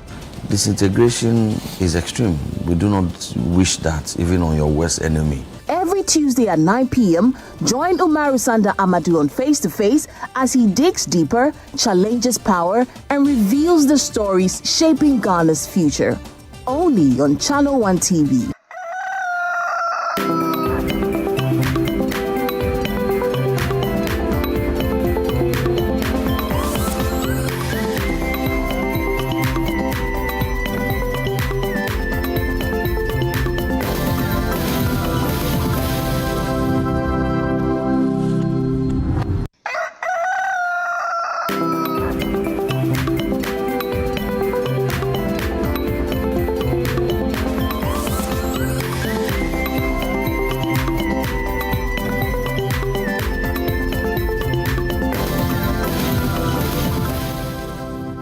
Welcome back. This is Breakfast Daily here on Channel One TV. Now, in commemoration of the African Border Day, we have the Ghana Boundary Commission in studio with us. They have some activities up their sleeves, so we'll be delving into that. And of course, you get to know what the Ghana Boundary Commission truly is about. With me in studio is Reverend Surveyor Herbert Jabba. He's a Director, Survey and Delimitation at the Ghana Boundary Commission. You're welcome, sir. Thank you very much. And then we have Filipina Norty. He's a Legal Officer at the Ghana Boundary Commission. And it's all about the African Border Day. You're both welcome. Thank you. So the Ghana Boundary Commission, what do you do? So Ghana Boundary Commission was set up by the Act of Parliament 1123 in 2014. We had a previous act to determine the limits, demarcate, define the boundaries of Ghana for security in line with international standards and laws, so that the country knows the end of their jurisdiction. So that's the technical aspect, and then the other aspect is to make sure that the boundary is secured through the communities that live along the boundary. So in short, that is what the Ghana Boundary Commission does. So you're in charge of our borders, the land, the air, and maritime space. Oh, wow. That's interesting. I mean, it's eye-opening that you do this. So why should the average Ghanaian care about boundary management? What's the essence? The average Ghanaian should care about boundary management because a secure boundary is also a very secure country. Okay. If we are not secured, any terms of terrorist activities, any things that would actually unstabilize the country can even come into the country. So where the borders are secured, the whole country can be able to peacefully go about your duties. So looking at our borders now, would you describe it as a very secure one? That's a tricky question. So with our mandate, we are doing our best to secure it. So as the borders were determined during the colonial times, some of the pillars have been defaced and moved. So we come in to reaffirm. Okay. Reaffirm those pillars where we use the legacy documents that the colonial government left behind for us to look for the pillars. Where we find the pillars that have been moved or has been defaced, that's where we construct a new one jointly with our neighbors. So we are trying. We haven't finished the cake yet, but progress is important. So we are on that particular progress. So we are secured, but we need more effort to make sure that we completely secure the whole of our boundaries. But we are in the process. Now, you know, most of our market women make use of our borders a lot. How can we safeguard them? Because earlier this year we heard about the unfortunate attacks on our tomato traders. How do we safeguard our borders against certain attacks? So where we've put focus, like today, like this, we are here to actually put awareness on what happens at the border towns. So where the people, although we, as our mandates, it's well to actually, in terms of the pillars, to well secure the boundaries. The people that live at the boundaries also are very important. And they also need social amenities, like the water, the roads, the schools. The minute we provide all those things, they they are our eyes at the borders. So anything that goes on there, they're able to quickly inform us. When they inform us, then we can also quickly put ourselves together and to head to that particular place.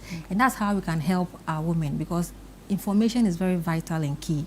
We cannot move without information. So those are the things that we need to do to help our border towns. That's why the theme this time around is water.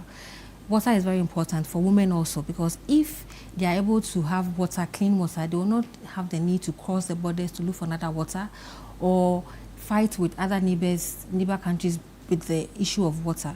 So all these are all coming together to make sure that we're able to secure our borders perfectly.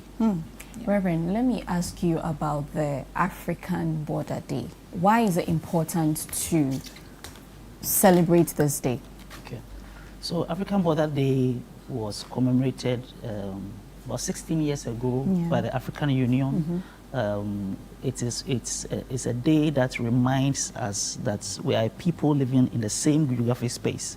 All African countries live on the African continent, but we share boundaries. We have jurisdictional limits, and knowing and having a peaceful coexistence is dependent on knowing where one's jurisdiction starts and where the other ends. So African Border Day is to remind us that we are brothers and sisters, and the boundary between us is not a barrier, but rather a bridge to know how we are working together and who takes charge of what is at one side of the boundary or not. So African Border Day is a very, very important day for the whole of Africa, where we celebrate our togetherness, as well as knowing where our limits are, and live together and work together to secure each other's. And also, and also to add a point to what he said, it's also to put a spotlight on the activities and the people that live at the border towns. This is the time that we do this work all year round. This is our month, this is our work. But this is the time that we actually bring ordinary Ghanaians, media, civil society to actually see what the people living in the border towns are going through, the needs that they need, the schools, the hospitals, how they can come in and come and help all those particular people. So just to add a point to what he also said. Should Ghana invest in border community? Of course, yes. Absolutely. So just like my colleagues started, the border communities are the people who live at the borders. Yeah. We in the developed centers of the cities take a lot of things for granted: water, transport, roads, communication. We take it for granted. But when you get there, it takes them a lot of man hours to traverse places, even access hospital, access water to drink, farming, water for farming, and those things. These things are key things that the border communities need. And can imagine they living on the borders and they don't have those amenities, and somebody comes in with alternatives, luring them into to become terrorists or something. Is a big security risk we cannot take. So the border communities are very essential for us. So African Border Day is focusing on human security along the borders, and this year we are targeting water. So African Border Day is focusing on the border communities and how they become part of securing the boundary. It is not only the technical work, but also the border communities, their welfare and their well-being help secure the boundary, as well as the technical work we do. Wow. So what do you have lined up for the celebration? So this year's celebration, we are almost celebrating throughout the month. Okay. We are doing media engagement from now to maybe the 12th. We will be in Sapliga and Paga in the northern region, where together with our brothers in the Burkina Faso, we'll be celebrating the days together. We have dug 2 boreholes, one in Sapliga area, one in Paga area, to showcase the need for supporting with water, and we will celebrate the day together with them, showing cooperation, working together, and telling that even though we have an international boundary line, we are brothers, we are sisters, and we live together in the same social space. What about you? The same thing. We have those particular 2 things that we've targeted with the help of IOM for us to actually construct those particular boreholes. Yeah. It's before we actually agreed on or spotlighted these 2 communities. We had our research department that go there to assess their needs. So during their needs, that's when we realized that some of the boreholes are dried up. Some don't have, the water is not enough. So we came in to actually decide that then these 2 towns will need that particular mechanized boreholes. So that's what we are doing so far, because the focus and the theme is on water. Yeah, the focus on the theme is on water. Thank you so much, Reverend. Do you have any final words? Yes, so we are commemorating this year's Africa Border Day and asking for all to support the Ghanaians everywhere to support us and to bring to mind that the border communities are a lifeline. A well-managed border means a well-managed community along the boundaries. We want to reach out to them, and anyone who can support the international community, who wants to support private companies, anyone who wants to do social intervention in any of these places, the doors are open. We have researched a lot of these communities with their needs. The needs are numerous. Even a normal communication is a very key thing. Just to be able to make a call. You live in a community and there are challenges. You want to call somebody to come and attend to. You don't have network, and the rule is terrible and bad. So our call is all needs to pay attention to these border communities. Let us help them live together, let them feel connected to us and belong to the nation, so that people will not take advantage of their vulnerabilities in those communities. And also to add to it is to educate the people living in the border towns and ordinary Ghanaians that the pillars are very important. They are properties of Ghanaians. They are the evidence of our territorial sovereignty. So no one should move it, build on it, shift it, or decide to use as a pillar to actually put your building on it. It's very vital. And also we are here also to serve as a form of public engagement for you, the media, to also educate Ghanaians also.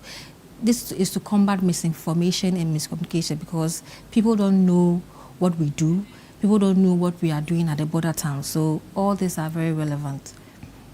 Wow, thank you so much, Reverend. Thank you so much, Filipina. And it's all about the Africa Border Day on the theme, strengthening human security along border communities between Ghana and Burkina Faso through sustainable water access, as it has been explained by Reverend and Filipina. Thank you so much for joining us in studio. We'll take a quick break, and when we come back, Philip sits with the Ghana Enterprises Agency.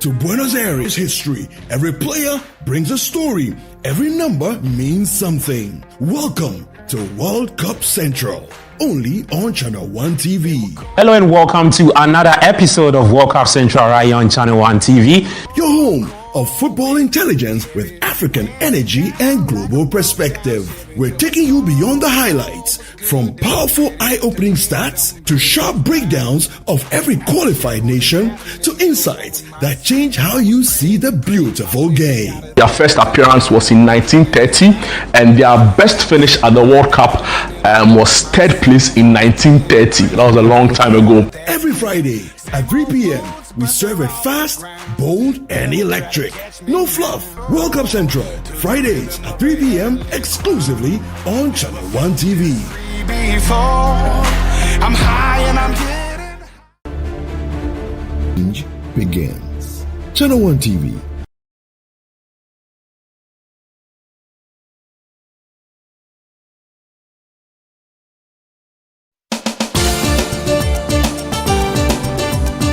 In a nation full of questions, where truth often hides behind noise, One show dares to ask what truly matters face to face. With fearless clarity and a quest for accountability, host Umaru Sanda Amadou sits down with the movers and shakers of politics, governance, society, and business, confronting the issues that define our national conversation. Yes, I am Umaru Sanda Amadou. This is Face to Face, and you're welcome.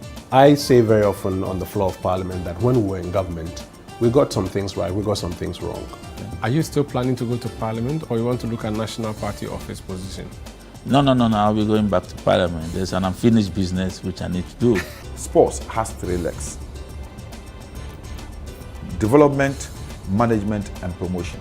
Disintegration is extreme. We do not wish that even on your worst enemy. Every Tuesday at 9 p.m., join Umaru Sanda Amadou on Face to Face as he digs deeper, challenges power, and reveals the stories shaping Ghana's future. Only on Channel One TV.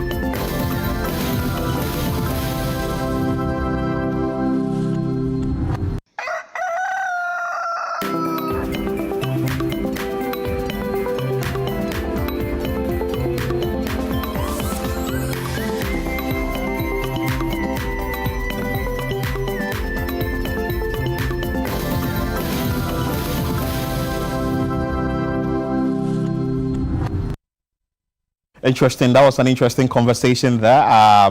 Dede had with the Ghana Boundary Commission, and of course you need to know more about them. But now we're going to have an interesting conversation.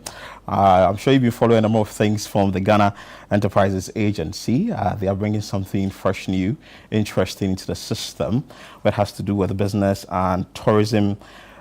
Reception 2026, and of course if you know about this, you need to learn more about that so that you'll be able to get deeper into that. In studio is the Chief Executive Officer for the Ghana Enterprises Agency, Margaret Anseg Mago. You're welcome, madam. How are you doing? And we have two gentlemen in studio.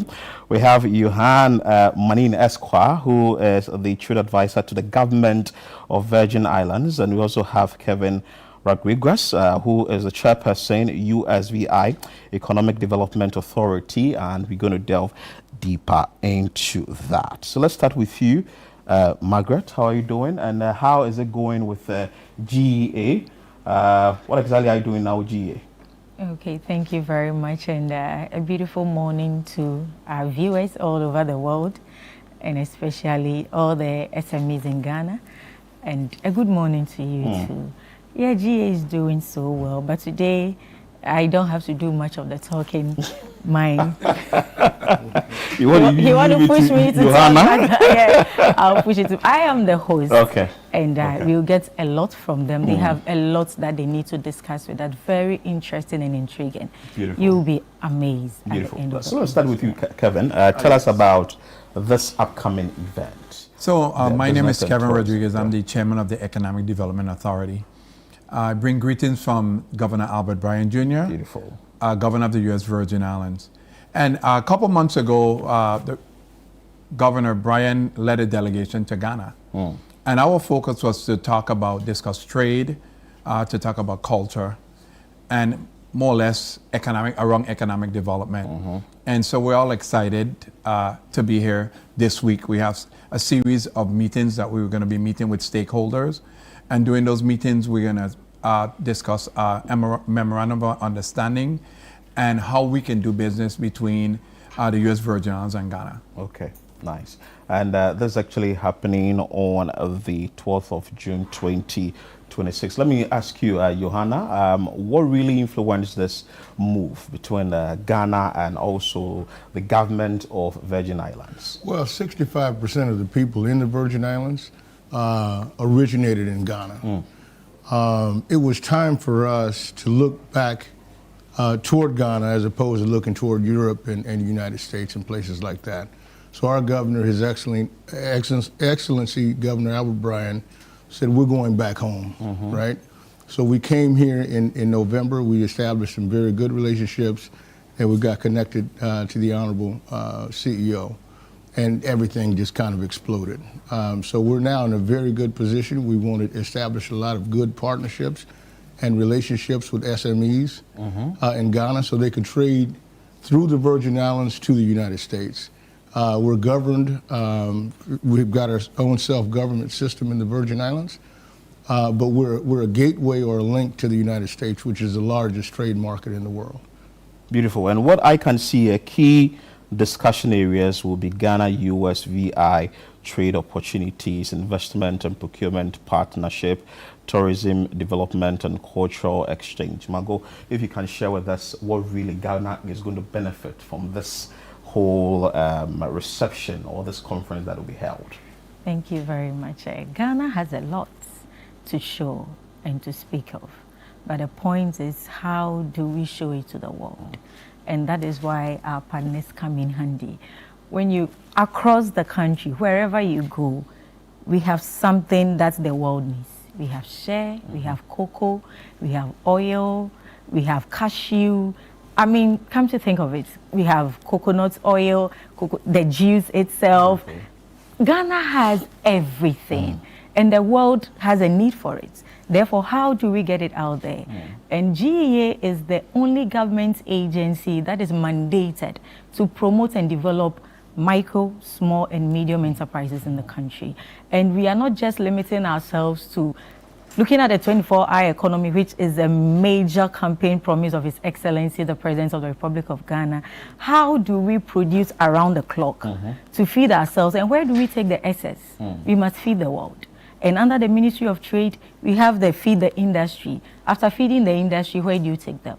So this is a gateway for us. GEA has made so many efforts to take our products out there. Recently, I think in February, we were in Cincinnati to have meetings with the CEO of Clogger and Jungle James on how we can take our products to the US. Oh, beautiful. And that is how this collaboration came in. So today our team is here. They got here last night and looking so refreshed. I'm not surprised they traced their route to Ghana. Oh, and nice. Actually from Akwemufi. So beautiful. Akwemuhine, these are your people. After here, can you take them? Interesting. So Kevin, have you been to Ghana before? Yes. In November. So this is second time? Yes, I coordinated the delegation with our Honorable Governor Albert Bryan. Oh, nice, nice. And we did meet the Honorable President. And how is Ghana treating you your second time? Oh, wonderful. It's like home. What do you like you about see Ghana? people look like both. I mean, I was just looking at on your channel, and I said, that guy looks just like me. They're all my brothers, so we all look alike. Beautiful. Yeah, and so- Johanna, this is the first time? 11th time. 11th time? My mom went to the University of Ghana in 1972. So yeah, I understand Ghana very well. What do you love about Ghana? People. People. The environment. Okay. You know, I like the food. I like the culture. We're everything. asking the food. Which of the foods do you eat a lot? Well, last night I had the grilled tilapia and it was so good. I knew that's the first. I got here at 2 o'clock. By 4 o'clock, I was having the grilled tilapia. Oh, beautiful. And I was looking forward to it. And what have you had so far? Well, I Second haven't eaten. I just had breakfast this morning. I got in late. By the time I checked in, it was just time to, because I do have a lot of work to do. And we're 4 hours behind, so I had to catch up on some of my work. Beautiful, beautiful. There are a lot of things you would want to experience in Ghana without food as well. So try and wade into the jollof controversy. Yes. Let me ask you, so which people qualify to participate in this reception 2026? Businesses, persons who would like to participate in our trade opportunity. I think this is a good conversation for us to have with them. We talk about our tax benefits, we talk about what type of products can come to the Virgin Islands, to the US. As you know, we granted Jones Act, which were exempt from tariff. And so those products can come into the Virgin Islands at 70% manufactured, and the other 30%, it would go as a U.S. product. So that's a great opportunity for those small mom and pop organization can combine their resources and produce those products in the Virgin Islands. So that's what we're looking forward to, that conversation. Beautiful. And how can one be part of it? Is there a website the person has to go? Is it a number the person has to call or something in terms of the participation? Johanna? So we're partnered with the GEA, and the GEA is pretty much coordinating and hosting the event on our behalf. I think the way to do it, you just go to their website, GEA website, and those details will be on the website. Beautiful. Margaret, so when exactly, I think I mentioned the date, the time, and also at Alisa Hotel. Yeah, at Alisa Hotel. So it's between the hours of 4 to 8. Yeah. So by 8 you're done. Yeah. Interesting. Yes. Final words from you, final words from you, then we can wrap up. Thank you very much. And I remember the day we partnered you on your Feed Ghana program. Yeah. Agri-Fair. Yeah. I told your CEO and the Chief of Staff were there. I told them that GEA is the backbone of this country. Beautiful. If businesses are growing, and these businesses are in the local communities, if they expand, if we assist them to grow, expand, explore, export, they will employ the young people from the universities into their businesses. And by so doing, we are feeding ourselves, we are feeding the continent, we are getting Ghana out to the world, and we are reducing the unemployment rate in this country. So GEA is not just about businesses, it's about growth, it's about development. We employ for 80% of the labor force.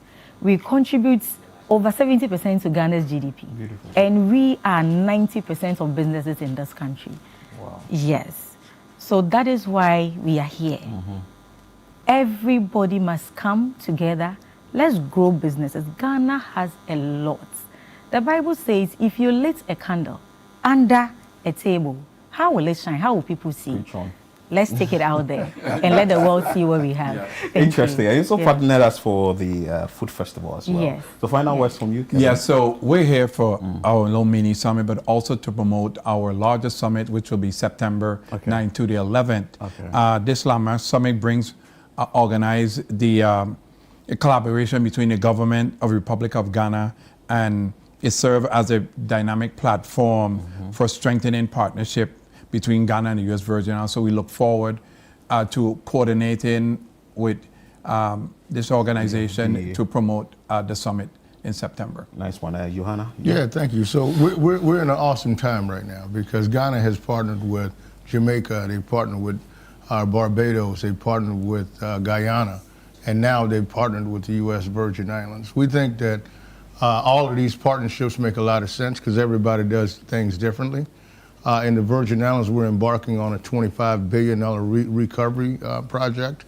We've had a few construction firms from Ghana come and say, oh, you know what, we can do that. So, you know, we're inviting all the SMEs and the businesses to come to this reception on Friday so you can see everything that we've got to offer. We've got a lot of offers for technology companies. There's a lot of technology things that we're doing in the government of the Virgin Islands. Oh, oil refinery? We've got a big $4 billion oil refinery that we're restarting. It's interesting to take a look at that. Interesting to take a look at all the construction work that we're doing in the Virgin Islands. And we're building thousands of houses, 3 hospitals, 10 schools, all the road systems and all those kind of things. So it's interesting for our Ghanaian brothers and sisters to come to this reception, see what we've got to offer, and hopefully we can invite you to be a guest of the government so you can see us. Interesting. And if I may, we're also looking forward to recruiting nurses, construction workers, and also teachers. Yeah. We have a great need for that. So that will also it's going to be an interesting day. Minister of Labor also, and Education to discuss. Beautiful. Thank you, Kevin. Thank you, Johanna. And thank you, Margaret. It's a pleasure to be here. Yeah, that's the Business and Tourism Reception 2026, connecting Ghana and USVI through trade, tourism and investment. This is happening on Friday, 12th June 2026, 4 p.m. to 8 p.m. at Alisa Hotels. Make sure that you're part of it and you enjoy yourself. This is still Breakfast Daily here on Channel 1 TV. Sports is next. Stay with us here. We'll bring you more.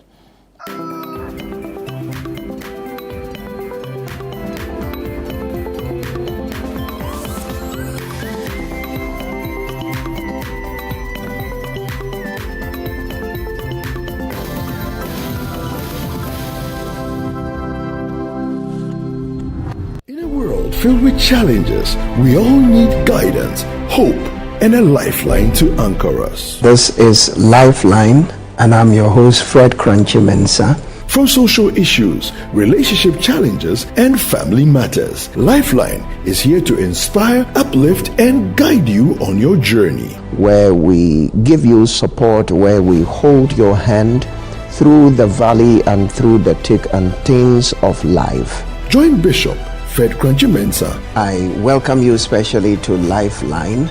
Every Tuesday and Thursday at 10 p.m. right here on Channel 1 TV. Let's walk this path together, strengthen our faith, our families, and our lives. Lifeline, because every soul deserves a guiding light. Tune in to Lifeline on Channel 1 TV and let's grow together.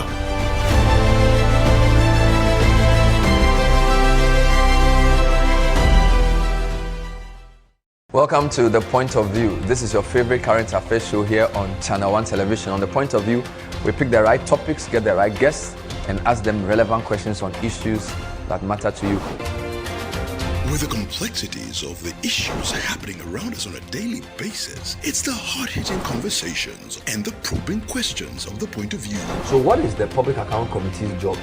So what we do is to scrutinize, clarify, and find out why certain infractions have been made. What do these IMF programs try to do? The current program is for budget support. Okay. There are no projects attached. That teases apart the twisted entanglements of politics and governance, as well as religious and social discourse. The Point of View brings you the policymakers and duty bearers and drills down to the very bottom of issues. What authority do you have? The Point of View airs every Monday and Wednesday at 9 p.m. only on Channel 1 TV.